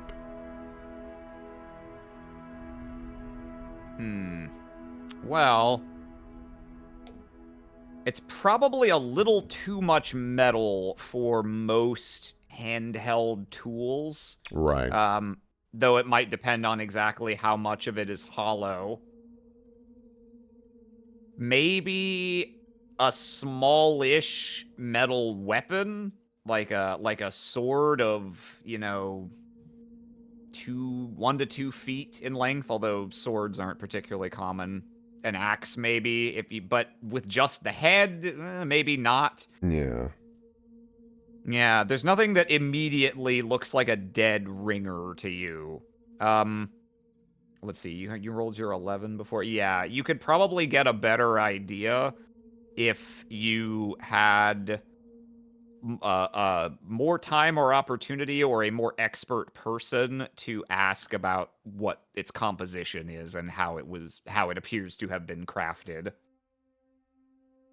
We will find answers when Agdagi appears. Very well. All the same, Wither, I would encourage you to keep that wrapped. Avoid as much direct contact as possible. as it clearly can influence you. They will take a piece of cloth from a little bag they have and wrap it up nice and tight, and then they will tuck it in their robe somewhere. It is like the hand of Midas from Aladdin 3.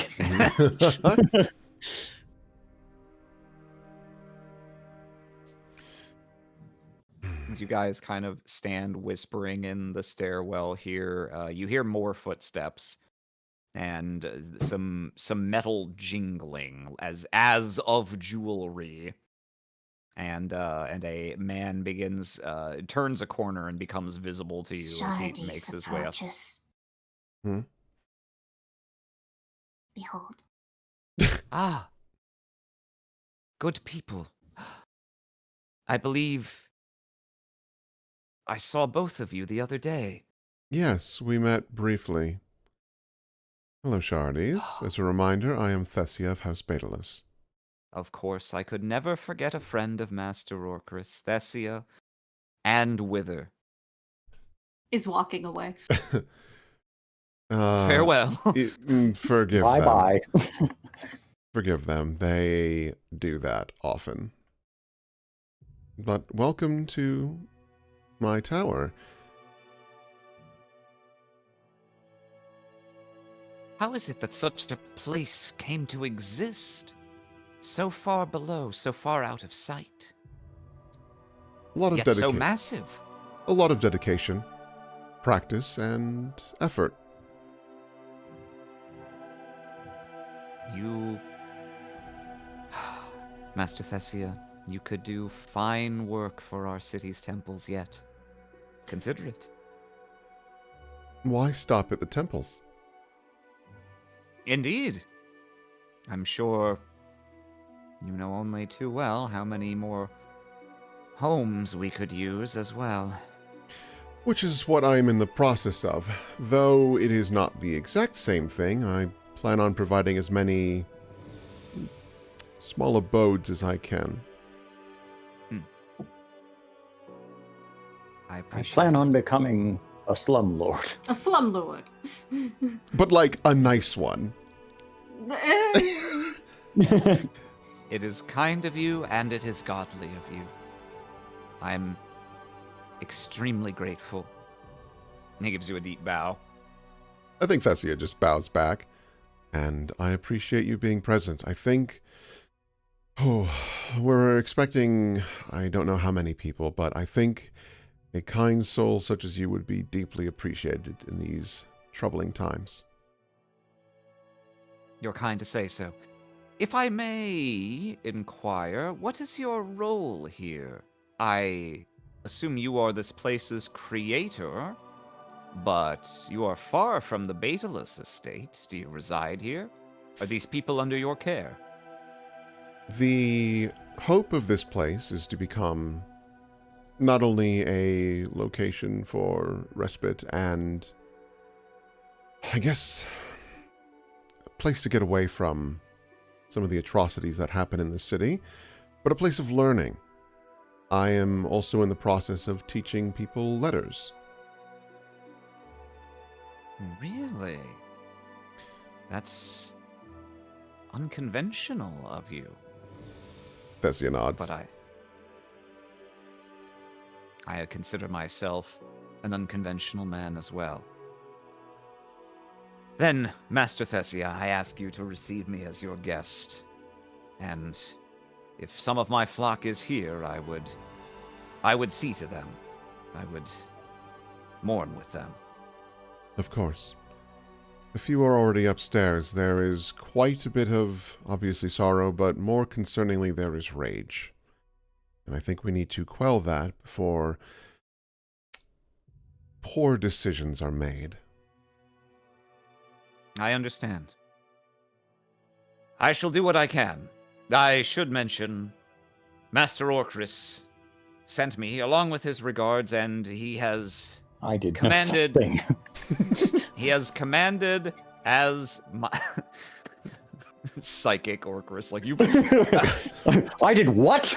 Just a psychic projection of him. Hang on. Well, excuse me, very rare Orcus frowny upside down mean smile. And he has commanded as a guardian and steward of my physical health that I rest as well. So I will do my utmost to get the people here settled, try and quell the raging emotions following this terrible tragedy. If that will be of service to you. Absolutely. I would Very ask, good. I would ask no more of you, though I will provide the simple warning. While I am able to provide structure, comfort is still a work in progress. But there are chairs and beds, though. They will need, they'll need some modifications in the near future. My good Master Thessia, comfort is a blessing when provided, but a man of God must be willing to do without it in the name of his duty.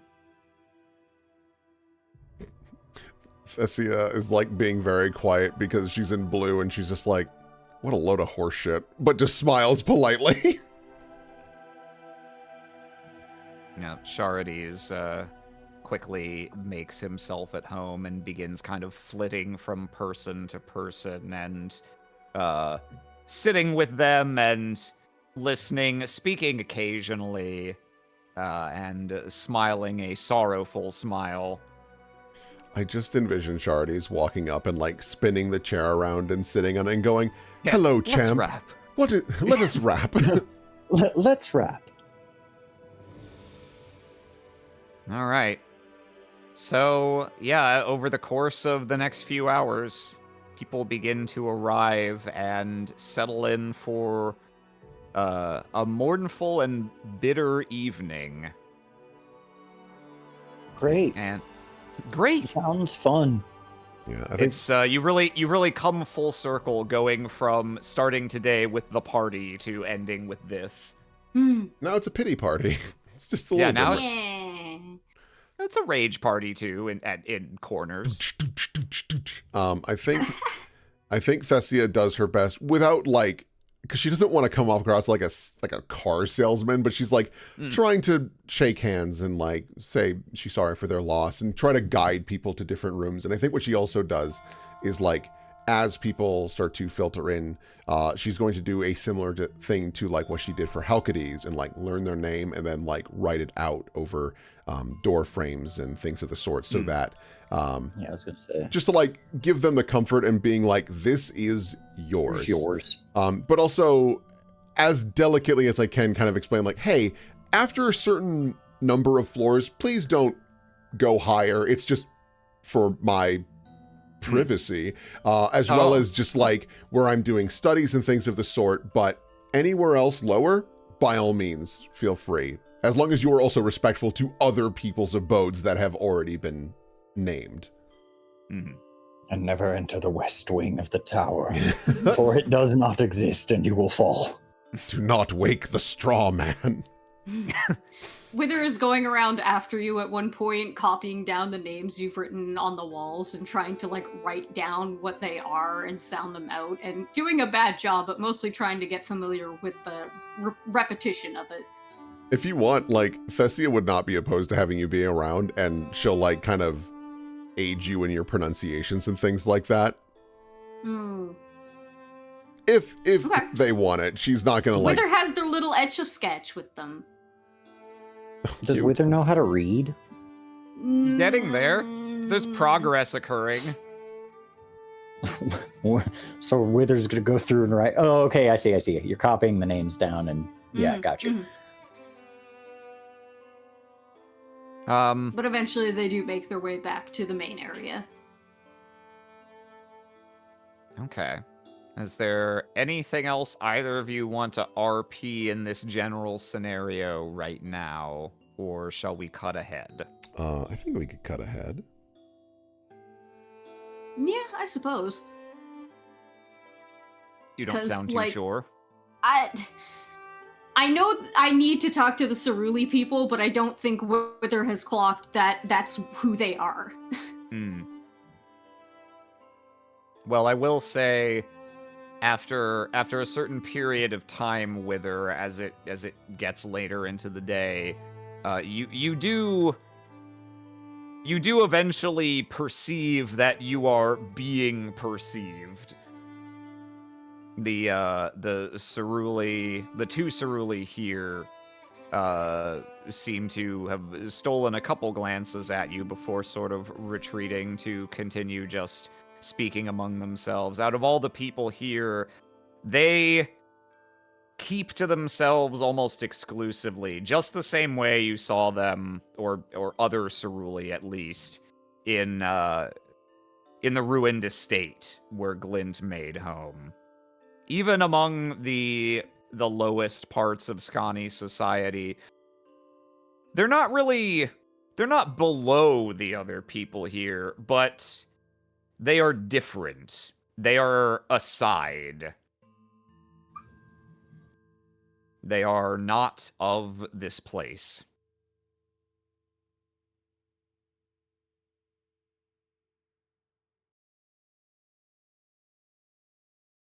As you come upon them later in the night, the two of them sit side by side on a bench, and one of them, they're both leaned back. It's not entirely clear whether they're asleep or awake, since the veils that hang over their eyes are mostly concealing. But as you kind of come around the corner and perceive one in turn, clearly at least one is awake, because this deep, rich, blue-skinned one slowly cocks their head to the side and meets your gaze for a moment. And you look at each other, and they do not say anything. Do you say something? This is in this particular scenario, a conversation will only happen if Wither manages to initiate it. Your greatest challenge begins now. Hey, assholes. Heard you Listen was up. talking shit. Dickhead. Listen up, dickhead. Do you know runes as well? Runes. You mean the enchanted glyphs of these people? Or do you simply mean the writing? Both. We do not know how to read and write them well, and we are learning, among many other things. I see. We We are- have learned that your people know different things to Scani. That is true. We are relatively new come to the city. We arrived before this latest wave of the breath which has stranded us here. So we have stayed rather longer than we expected. Why We've had did you time to- come? We come from nowhere now. Once, we came from Cerul, our home. Long since lost. Hmm.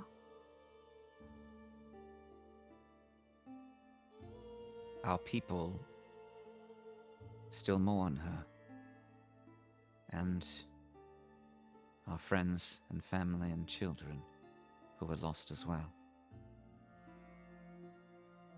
They make a small gesture with their hand to indicate the veil that they wear over their face.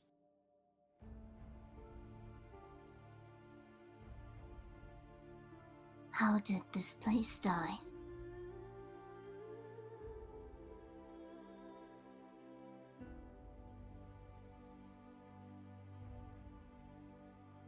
No one living knows. No one, at least, whom I have ever encountered on our travels. All who dwelled within the city vanished along with it. We felt their presence cease. But what became of it?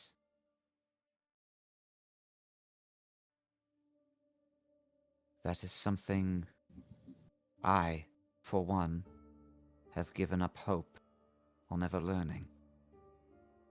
Not all of our people, but many. Hmm.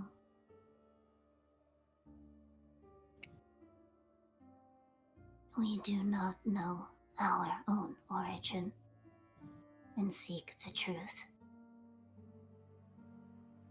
I'm sorry to hear that.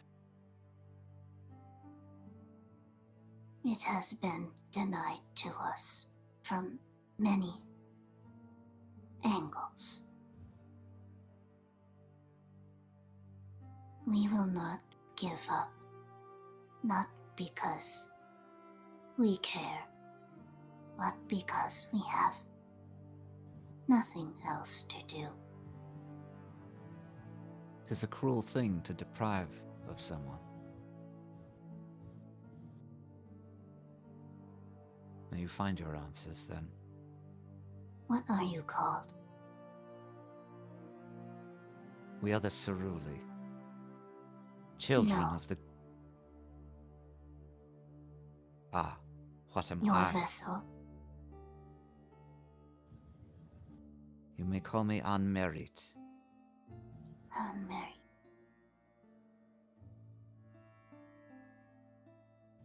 We are called Wither, though we do not know if that is what we are.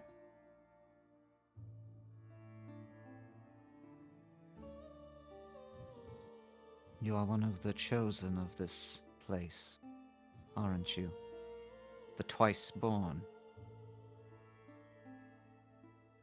Yes and no. We are twice born once, but one of two thrice born.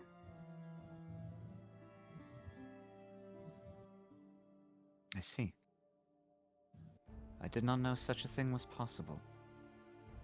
Neither did we. To understand our origin, we delved into the Great Well and found our way back with less answers.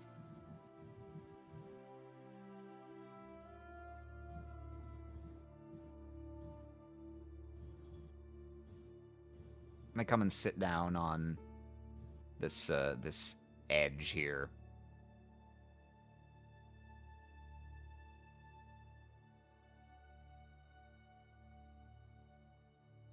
Have you There was Go ahead. a small silkworm. We wished to know where its soul would return to after its death, and so it was interred with us. It too received no answers. We ponder on it still. I see. I'm sorry that such a dangerous task yielded no results for you. But that is often the way of things in my experience. Many of my people have visited countless city-states since our own was lost. in search of answers, in search of a new home. We have not found either. Nor have we found many who would choose to welcome us.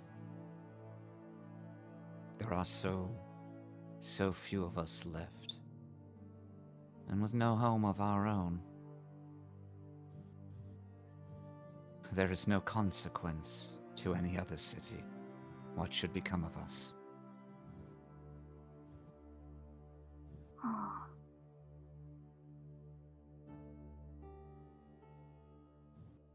Do you think it is by design? Or merely by indifference?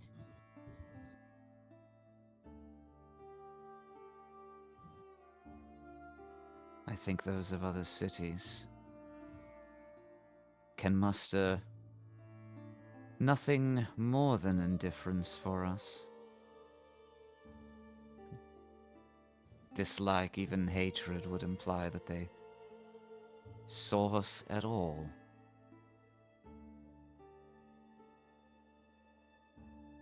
I think it would comfort me were it to have been an act of hatred, malice, that took our home from us. But in my darker moments, I suspect it was an act of cosmic indifference, an accident. Nothing with any meaning whatsoever. Oh. Well, we have learned from you in your existence. And we will not be leaving. We will not forget. Thank you for that. I must ask. I saw you the other day, I believe, in the Foundation. Have you met any other of our number? Yes and no. We did see, but we did not see them long enough to know them.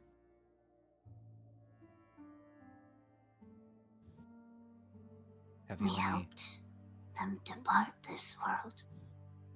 Points across the room. On that very ground.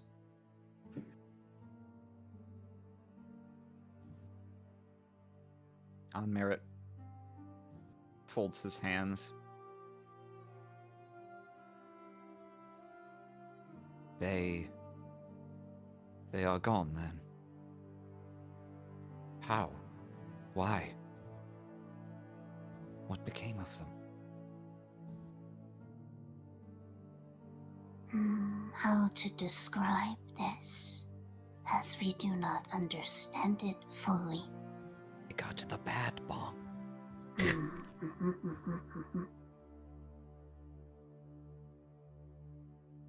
Violence came upon them in a moment of mortality, humanity, and indifference. They were struck in their attempt to keep an object from others. They sit up sharply when you say that. Did you see what it was? Yes. Did they find it? Yes. We have this object in safekeeping. A statuette, a fox, cast in metal. Yes. What does it mean?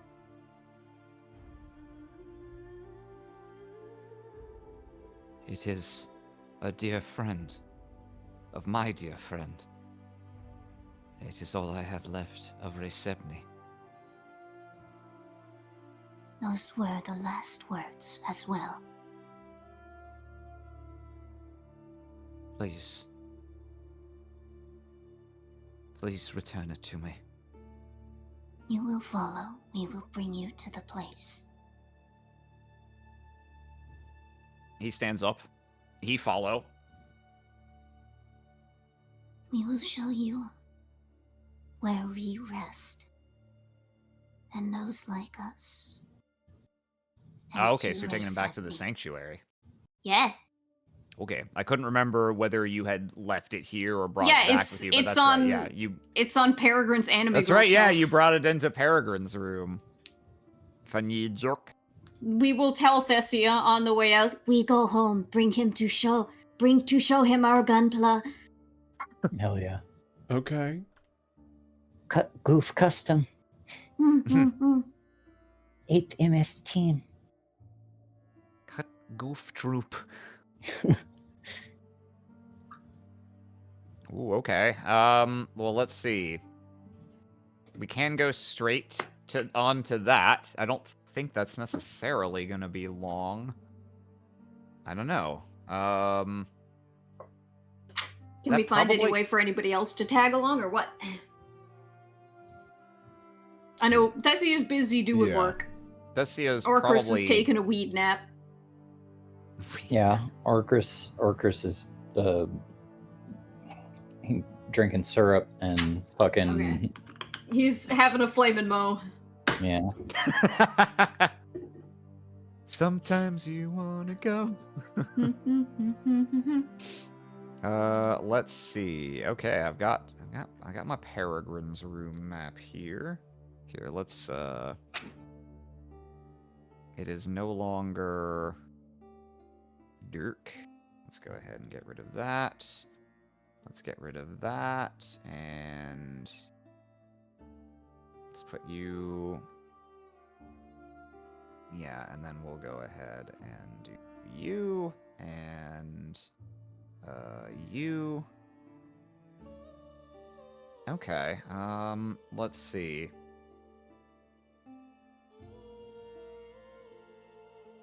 Whether you I mean, given that it's you and no one's carrying you this time, I suspect it's gonna be a long trip back to the sanctuary from underground. It's probably gonna be pretty much nighttime by the time you arrive, but I mean, that's no real obstacle to you. On Merit follows after you, saying basically nothing on the trip. Looking dead ahead, looking determined, perhaps slightly hopeful. Mm. You reach the sanctuary and pass in smoothly. No one bars their way since they're with you. And you make for Peregrine's room, where I just finished making it daylight again, which I now regret because we just established it's gonna be basically nighttime. So here I will let's see. Just put a little filter over it. There we go. Yeah, it's getting darker. That's a little too That's dark. way That too is dark. that is too dark. That is all the way dark here. Darkness level. Yeah, here you go. Ah, scary. Yeah, you make your way to the door, and you can hear on the other side some sounds that sound a little bit like when Peregrine would train. But when you open the door, he is there. He's training the best he can, but mostly he's training to just not fall over immediately when he tries to do anything with a spear. You see him stagger back and forth and eventually catch him on his crutch. And then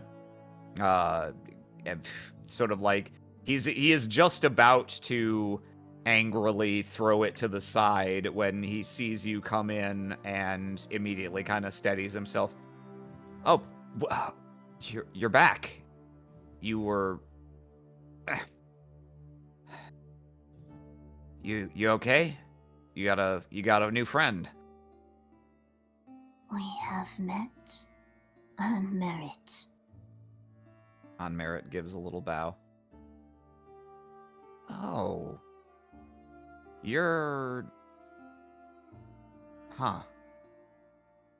I don't think I've seen anyone who looks quite like you before. That's not surprising. I'm not of Skan. That'll do it. We get a lot of strange looks, too, from time to time, so... Of course. What... He kind of works his way backwards, sits down at the end of the bed. What do you need? What's going on? One of the important objects we have given to guard you and for you to guard in turn is a friend of this person. He cocks his head a little bit at that specific description, but stands up and makes his way over here. Well, they've been under guard day and night, just like you asked. Yeah, you can see all of the things you left with him are still sitting on this little table over here. He's left a spear lying right beside there, right beside the bed that he can pick up from within bed's reach. Wither also feels the weight of the silver hand on their person. We have no promise to give at this time, but there may be another object soon. Of course. Any number. If I can't guard you right now, this is the next best thing. On merit, here it is. They will pick up the little fox and turn around. They stare at the object in your hands.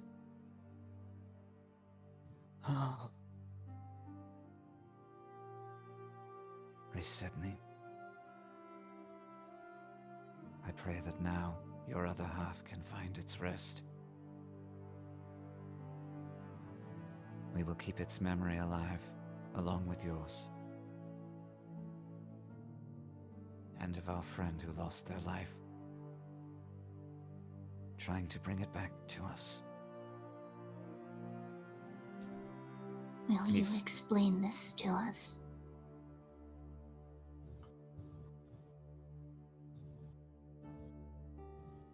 Once, our people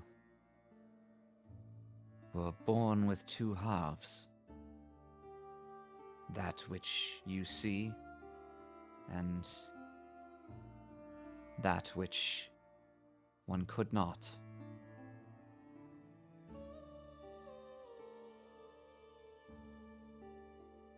The half that normally lay beneath the surface, what some called our souls. They were our companions, our own closest friends. When we pass, so too do they. But their body remains along with ours.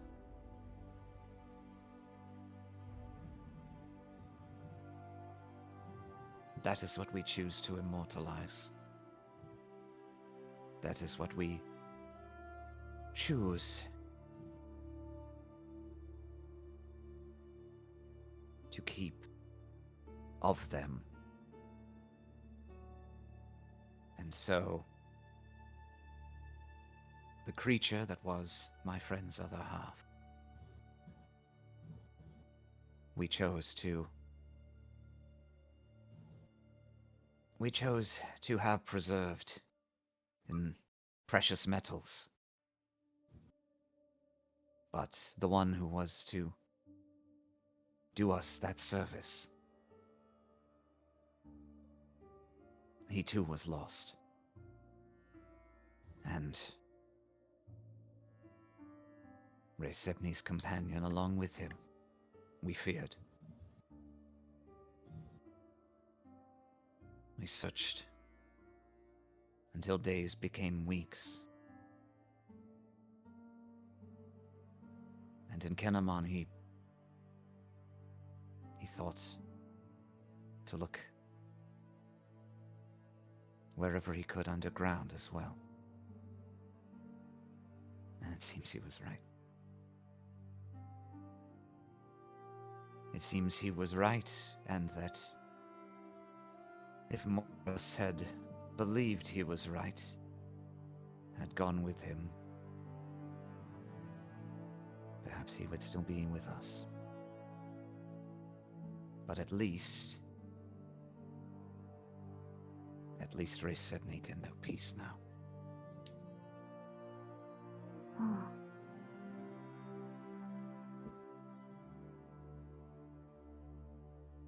He is with us.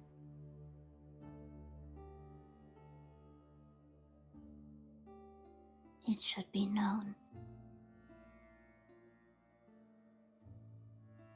He was sort of reaching out a hand to take it, and pauses with his hand sitting on it, on top of your hand. I know. I thank you for returning him now to us.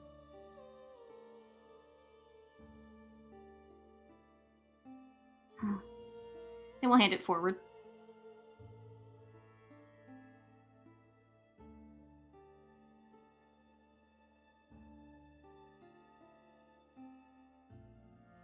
I thank you for this kindness. I will not forget you, even when the breath finally recedes and we may leave this place again.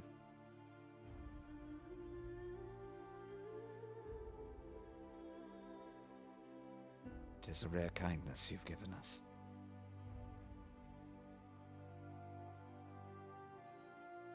We have just moved the life.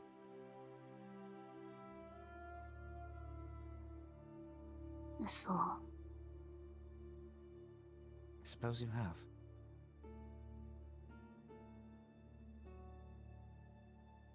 If there is any...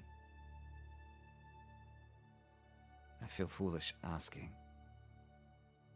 I can't imagine what we could offer you, living as you already do in a place such as this, having your needs seen to. But even so, if there is any boon we can give you in exchange, I would be only too happy. Teach us of your land, your people, your words and skills. Teach us of your wishes, desires.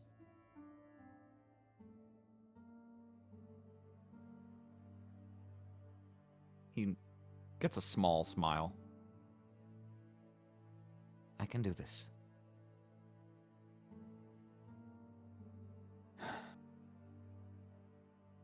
I must take this back to my people first. Shall I come again to the tower belonging to your friend? Yes, that place is the center of the spiral. All life moves to there, we have found.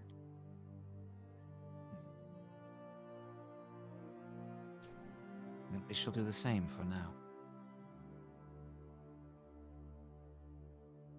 He gives you another bow. I shall return for now. We will See. stay with Peregrine. Peregrine. He looks past you. Thank you for guarding this.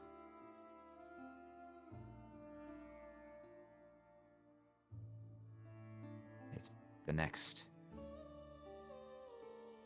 It's the next thing to guarding a life for my people.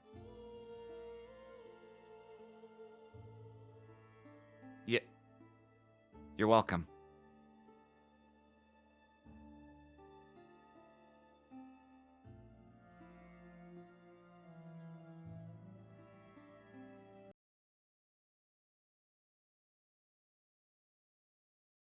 He kind of scooches down the bed a little. I heard something happened. Zoe seems kind of upset. You're Does okay? he wish to speak? I don't know.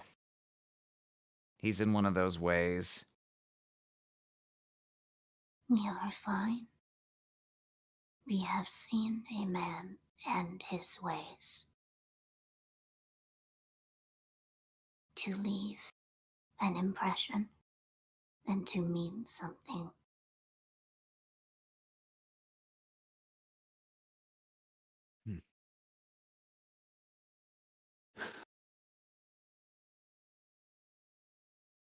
How is Peregrine?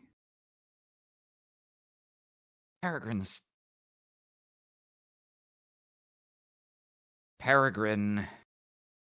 is going to be all right. I am not going to let anything stop me. Not again. And if I can't be useful to you here like this, then I'm gonna find some other way. There are always other ways to be and to do.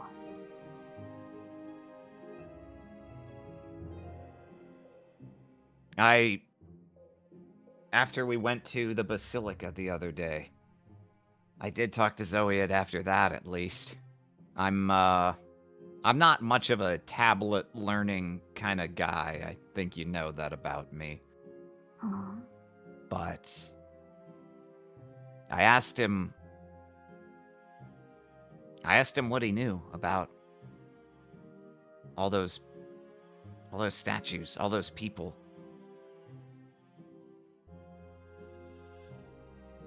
Looks You up at know? him. Sorry? Looks up at him.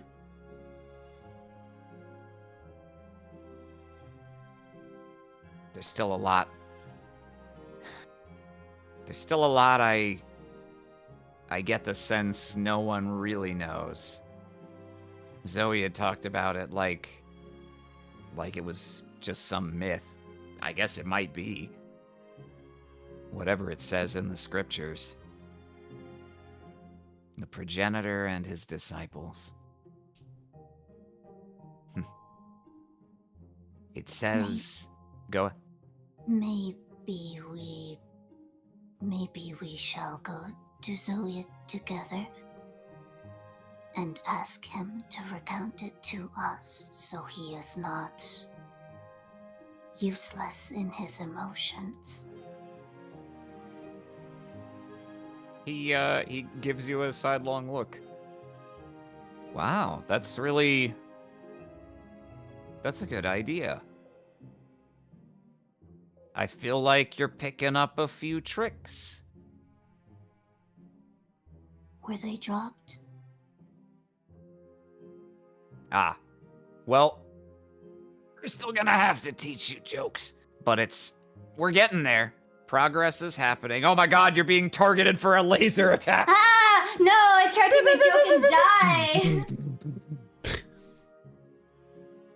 Okay, then that's what they'll do. I don't know if that needs to be the scene right after, but that's a good idea. Yeah. We get some lore from Grandpa. Yeah. Let's see. So I know there were other specific things that the other two of you, Thessia and Orcris, you both had another thing you wanted to get to sort of next, right? I believe Orcris, why don't you tell me what's your top of mind right now? I have what you said before the session. You are mute, my friend. Austin is dead. Okay, Oh. so I did want to check in with Kiln. I Yeah. also want to talk to Other, but Do you have an order you'd prefer those to happen in? I don't know if a single day is enough for the kiln fruit, the kiln plant to bear fruit. Hmm. And so I might push that down the docket. Talking to Other, on the other hand, So to speak. well, I don't know if I want to do that either just yet, because I don't want him to be that suspicious of me just yet, knowing what kind of tricks I believe he is capable of. And if he's already slightly suspicious of me, which I have no means of knowing whether or not he is, I wouldn't want to make him more so. And so,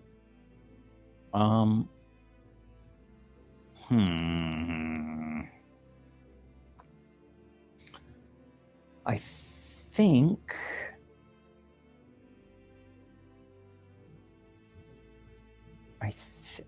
geez. I mean, did we want to just pick it up next time? Because we are. I think we might. Yeah, I think we might want to try to pick it up next time, because I need some time to noodle on your plan. Percolate on it. Do next. Is that also the case for you, Will? Would you prefer to do you feel like you know what you want to do next, or would you prefer to have some time? Well, now that Other has go ahead. given me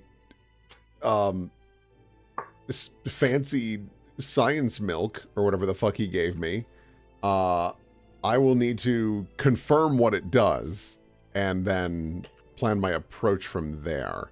Because You like, Fancy still gotta science talk to milk. Grandpa. Remember that. yeah, I do want. Fancy Science Milk.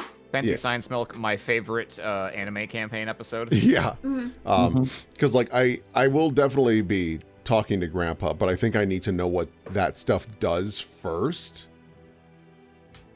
Okay, I feel like I don't know for sure, but I suspect talking to Grandpa will also give you information that might avail you of an idea of how you want to approach that situation. So possibly we want to throw that in before we wrap tonight. Sure, just we can so do that.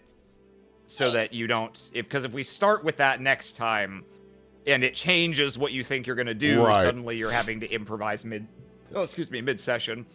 Sure, we can go talk to Grandpa. I'm probably showing up Shit. very late with Fuck.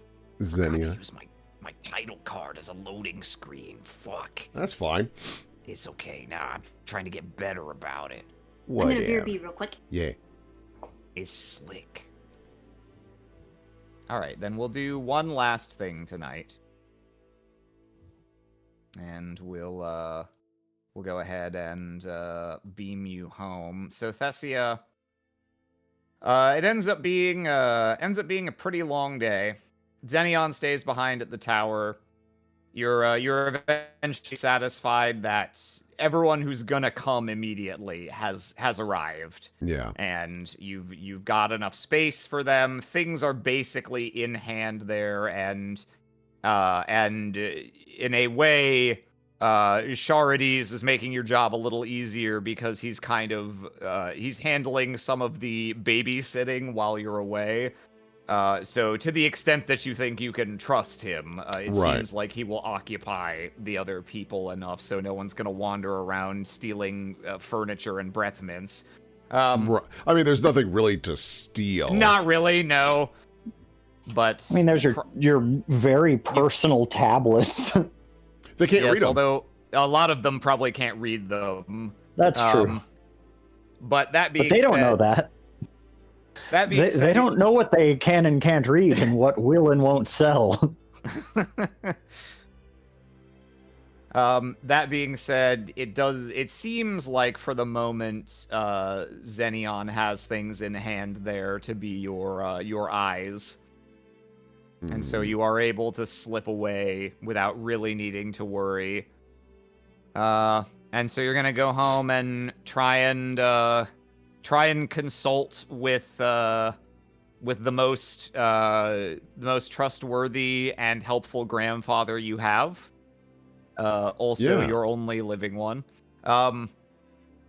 And see if you can figure out how to unfuck your situation at the college. Yes. Yeah. Also, Okay. probably need to broach the subject of he's gonna be like, "Hey, you got rid of my little listening piece." Let's see. But like, What's You don't I know that. deserve some privacy. some privacy? Don't we all? Some privacy. I need some privacy. Mm. Grandpa, fuck off. Grandpapa, my privacy. Gotta be grandpapa. Grandpa, stop reading my DMs, but I need help at school. Grandpa, ChatGPT.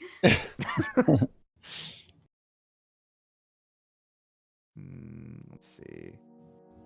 Yeah, okay, we can start with that. Thessia, it's late when you get back.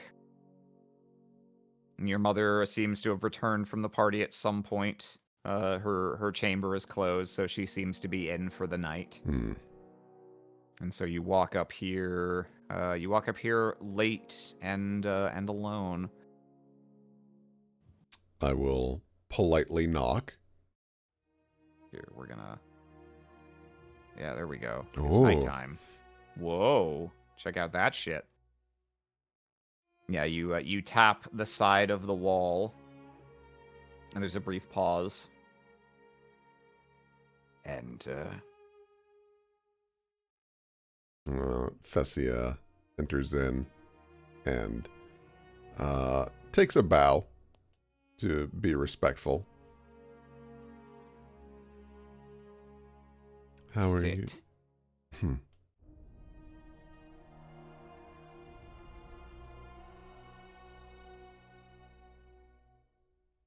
Well.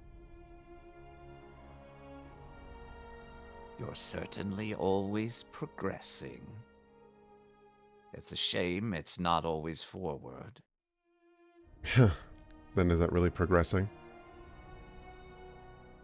Better to be moving than lying dead. It's fair.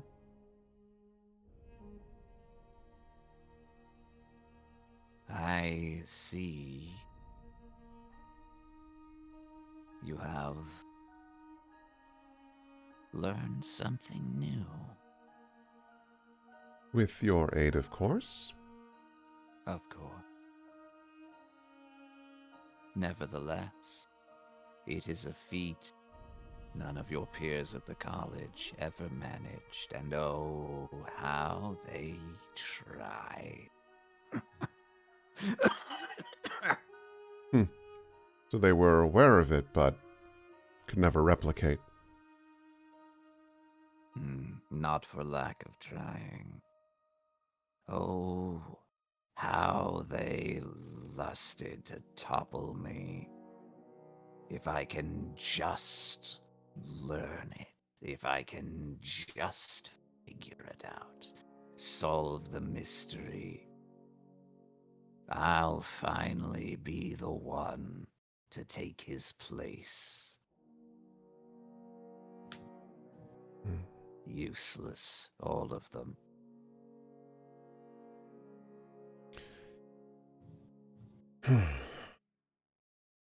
Now that I understand what the rune does and how it works, I imagine you are probably already aware of a predicament I have found myself in. That's a word one could use to describe it, yes. It is a polite way of describing it. Perhaps a disaster. A fiasco. Yes, I am aware of your situation. But first things first. He slowly makes his way to the side of the bed and parts the curtains, so there is just barely an opening so that he can lie there and his one good eye can look directly at you and you at it. Describe the experience. A slow smirk crawls. I wish I had a more vivid story to tell, but I know that it felt incredible. It was like painting, but with the world.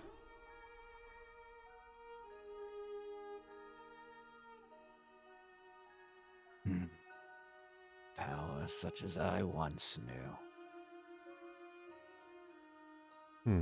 However, I am disappointed by your follow-up to this experience.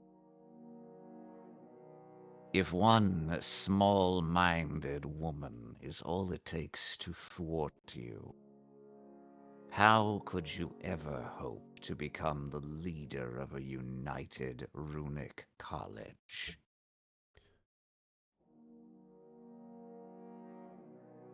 My hesitation comes from the fact that Ninarel has done quite a bit for me.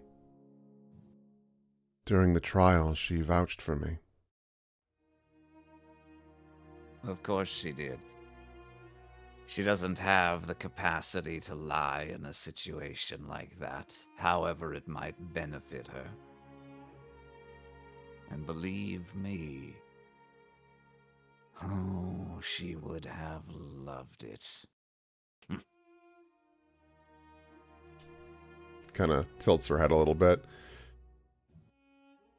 So, you think she seeks my downfall, yet she has not gone public with the incident. The incident reflects as much on her as it does on you. She's put herself in an impossible situation. As you say, she staked her own reputation, defending you before the tribunal.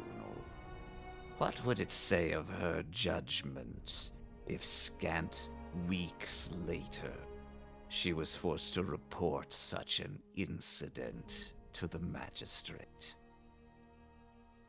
No, I think not.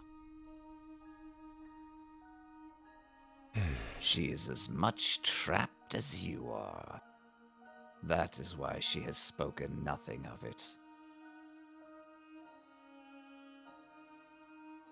If you never once again set foot in the college, I imagine you and she would both take what happened in her chambers that night to the Great Well. All you have to do is give up shaping forever. Do you honestly think I've stopped? I know you have. Nor should you.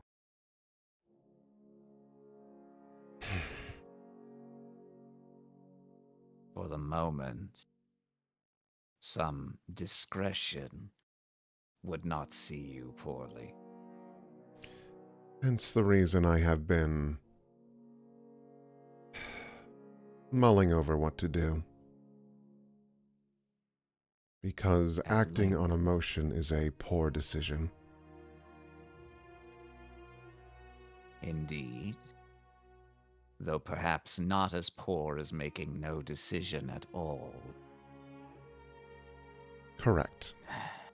Just because Ninarel will not likely reveal your secret of her own volition doesn't mean it will remain secret forever.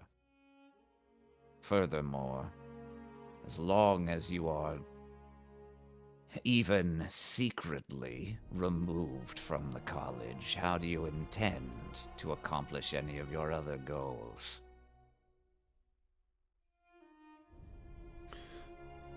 You I- cannot declare yourself a shaper before all of Skan. Then what are you, Thesia of Batalis? You are no one. You are nothing. Then I will need to remedy that.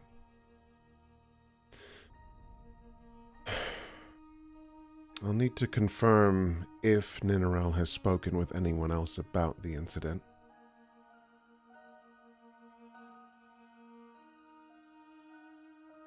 Oh, hang on. Out of character for a second. I gotta kill this fly. Ah! Grandpa, you're so lively. Yeah. Agile. Now, 1 second. Okay, I got You've been faking? it. Yeah. I'm I've been getting fat. I've been eating nothing but diamonds. I'm fine. I just I'm wanted that lazy. disability money. Yeah. Thesia, I'm baby. Thesia. Leave me be. Thesia, the social security check is in the mail. Thesia, In our family my struggle. hotel. My hotel. My hotel, Thesia. Yes. Yeah, no. It is possible. On the other hand, she knows well that her colleagues have much looser lips than she does. Hmm. She would not wish to give them any advantage against her either. She is, and has always been, an effective bureaucrat and a face for the college. And that is all. She succeeded me precisely because she lacks the disposition, or the skill with the rune, to meddle in the research of the other senior instructors, and oh, how they came to resent me by the end of my time. No, they were tired of being shown up. So they opted for a replacement who would put on a smile and stay out of their way. And no one knows that more than she does. She's no one's favorite. An attractive vase with a face painted on it could do her job just as well. Damn. Hmm. You could consider seeking support among the senior faculty. See if someone more pliable could take her position. Hmm. Normally I would suggest myself, but I feel like that would be ill-advised. Though, I might have someone in mind.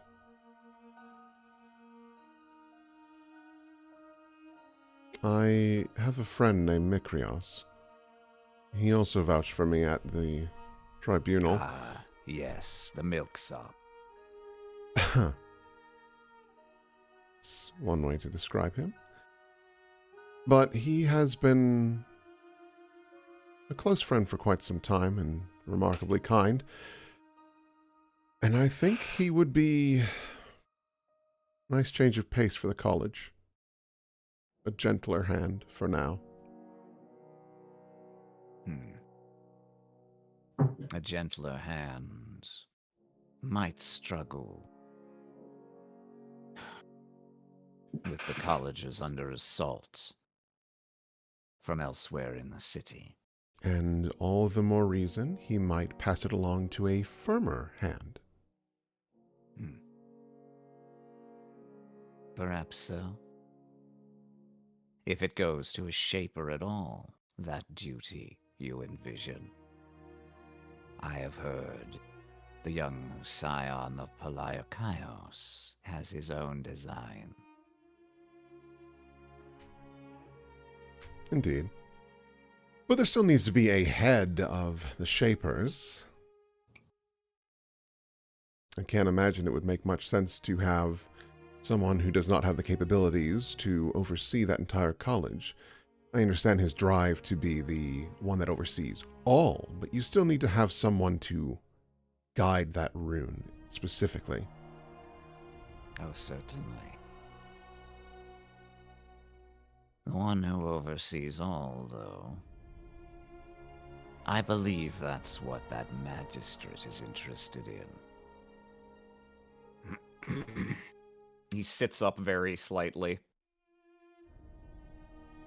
I hope you're entirely aware, Thessia. This is not merely a matter of family pride. If you cannot find a way to insinuate yourself back into the college, you will be of no use to that woman. With this incident at the tribunal hall and the involvement of an igniter, I understand she's wasted no time holding it over the head of that Palaiokaios runt. She's cultivating alternatives to you. Well, she lost one.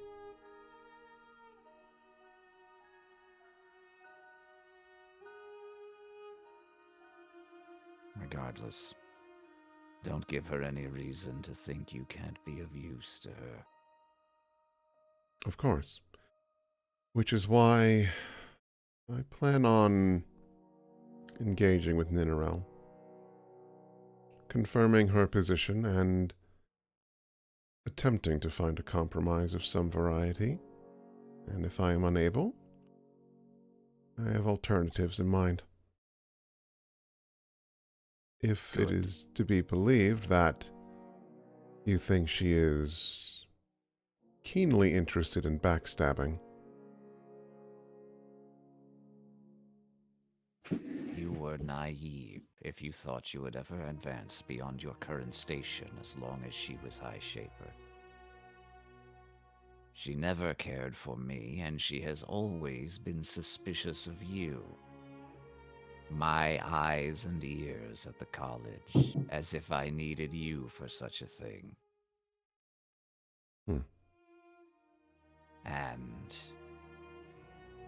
He leans forward about as far as he can manage. He brings his face almost right up to the gap. you've seen it. In our mine.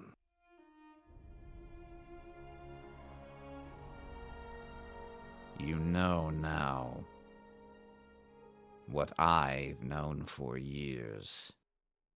The college is a den of snakes. It always has been. And it's time you face that reality before you are devoured.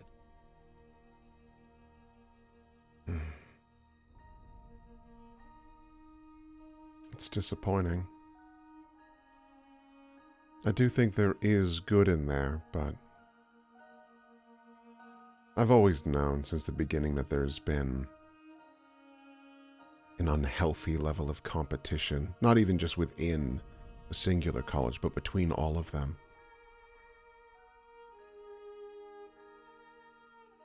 And what use to anyone is good if it remains shackled by small minds and petty ambitions.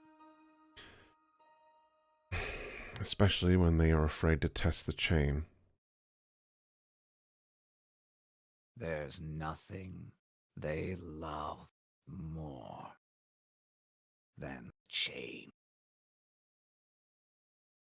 Think on that, Tessie. It may wear a pleasant fate. It may even come draped in good intentions. But it is what keeps all of us who could achieve greatness bound to the earth.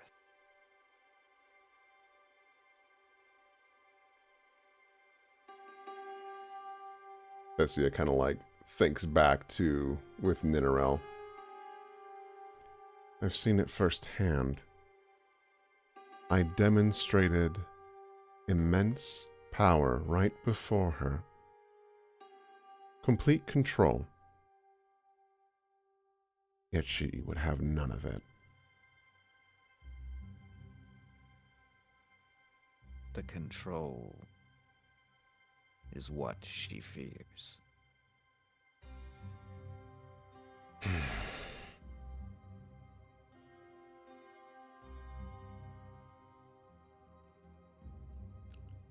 I'll fix this. I think my plan of attack will be indeed to engage with Ninarel. In private, obviously.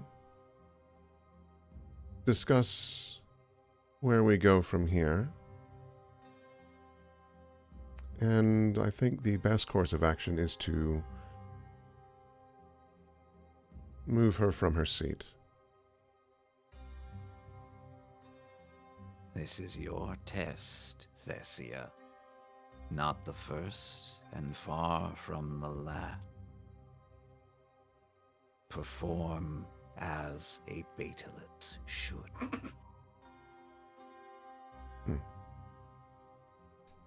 Thessia stands up.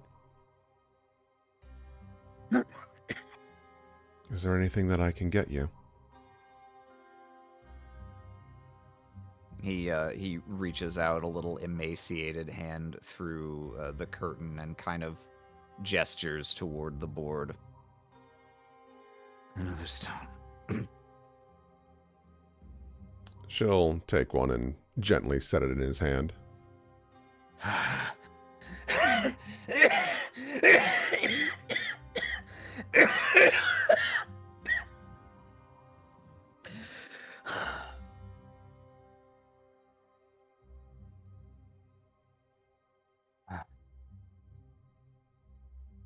Leave me.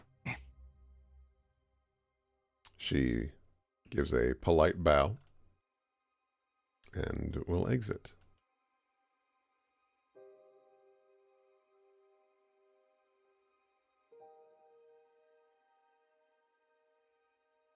The wheezing slowly dies out behind you and fades out entirely as you draw the curtain shut behind you again.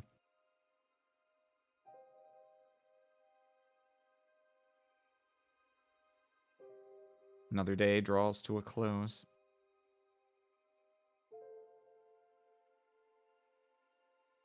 And tomorrow, perhaps, it's finally time to look this latest test in the eye. And figure out what that juice does so I know what answer I have.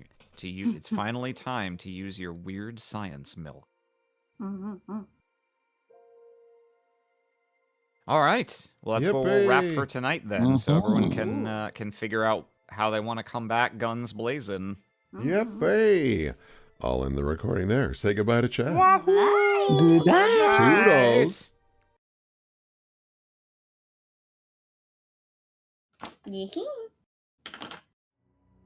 Hello, everyone. Welcome back to the present. Samurai Ahoy. Jezant. Astonishingly, I think I've used that line before. As I was saying it, I was like, oh, fuck, I think I'm plagiarizing myself, and it's not even a good bit. Wow. I'm just shaking my head. We in it once again. And you can see I've been joined by two lovely people. I've got Oz and Will here. Two Ahoy. irrelevant people, completely uninvolved. Two highly relevant personages, actually. I'm the treasurer. I'm just his friend. Oh. Oh. And yeah, there's a bit of fan art that I'd love to jump straight to because it's pretty fun. Here, let me make sure you guys. Well, you can look at the stream. Is probably simplest, I guess. Yeah. I can also we toss have our in the side ways. chat. Yes. Here. Da-da-dum-ba-dum-ba-dum-bum. Oh, I see you already got it, Will. Awesome. All right. Yarp, So yarp. first up, from Purdy Poof. Oh shit, here we go again. Every day of Thessia's life. Dude, just give her a break. It's just what she says when she wakes up in the morning. Ah, fuck, I'm still alive. Thanks, Orcris. Ugh. Then from Pupcat Dude. My Robert Claw, one of my very own. Wow! Wow, Beautiful. beautiful. I do like the kind of semi-abstract style you do in a lot of your art. Like how you've got Wither here, looming white, partly melted snowman with. SpongeBob popsicle. Oh my god, you're right. SpongeBob popsicle, they didn't put enough pigment in, so it just came out kind of off-white instead of even being yellow. And then from Purdy Poof. Whoa, sitting in the dirt. Wow. Get us a pot, bro. You will bring us an urn. Bring Ooh, us I really food. like. Good line. Yeah, no, this is a really cool bit of line work. I love the expression Yeah. where it's like, it's not an intense expression, but for Wither, it's conveying a lot. Huh? Oh, No. you are approaching us? Oh, don't do that. Uh-oh. Uh-oh. Do not make us speak. I would love to see the alternate dub of Stardust Crusaders, where it's, oh, you're approaching me? Uh-oh. Tongue's gone. Lovely. Thank you so much for the fan art, everyone. It's great to be back. And I think we're gonna be broadcasting without interruption for at least 2 more weeks. After that, I am moving midweek to get started on my master's program, which is very exciting. But I don't think that is going to force more than a 1-week break. So we should be riding this train for a good long while until. I don't know if we're able, but we did also just get a colored version of the last piece Oh. from. Ooh. I don't know if it's been added to the. I don't know if Here, it's been added to the I'll game open yet, it. but I wanted to I'll make open sure. it separate so we can go and see, because that does look very cool. Los Beautifuls. Check. I don't know Spanish. Español. Hablo pa. Hermosa, I think, is beautiful in Spanish. Hermosa, yeah.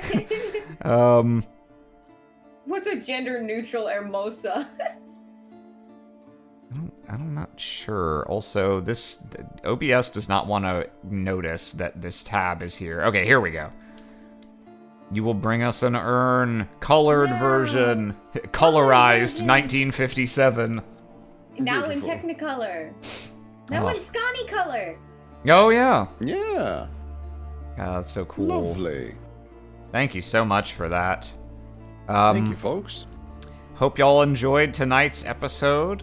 We'll be back next week with another one, and if you would like to see more, if on the off chance you are a new viewer, or you somehow weren't aware, despite my insistent shilling, there's a Patreon for this show, which has all of the episodes for free, and a bunch of bonus content, some of which is also for free.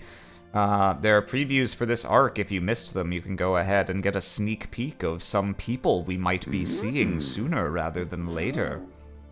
There's some very pretty people approaching. And thank you, Jules Von Onion Ring. I believe the Stabbiness crew is aware of that setting and will have turned it off. Aloha is very on top of those things. But yeah, thank you all for coming out, and we'll be back next week with another new episode. Say goodnight to chat, everyone. Yeah, toodles. Bye-bye. Bonsoir. Bon Sawyer. Bon Sawyer.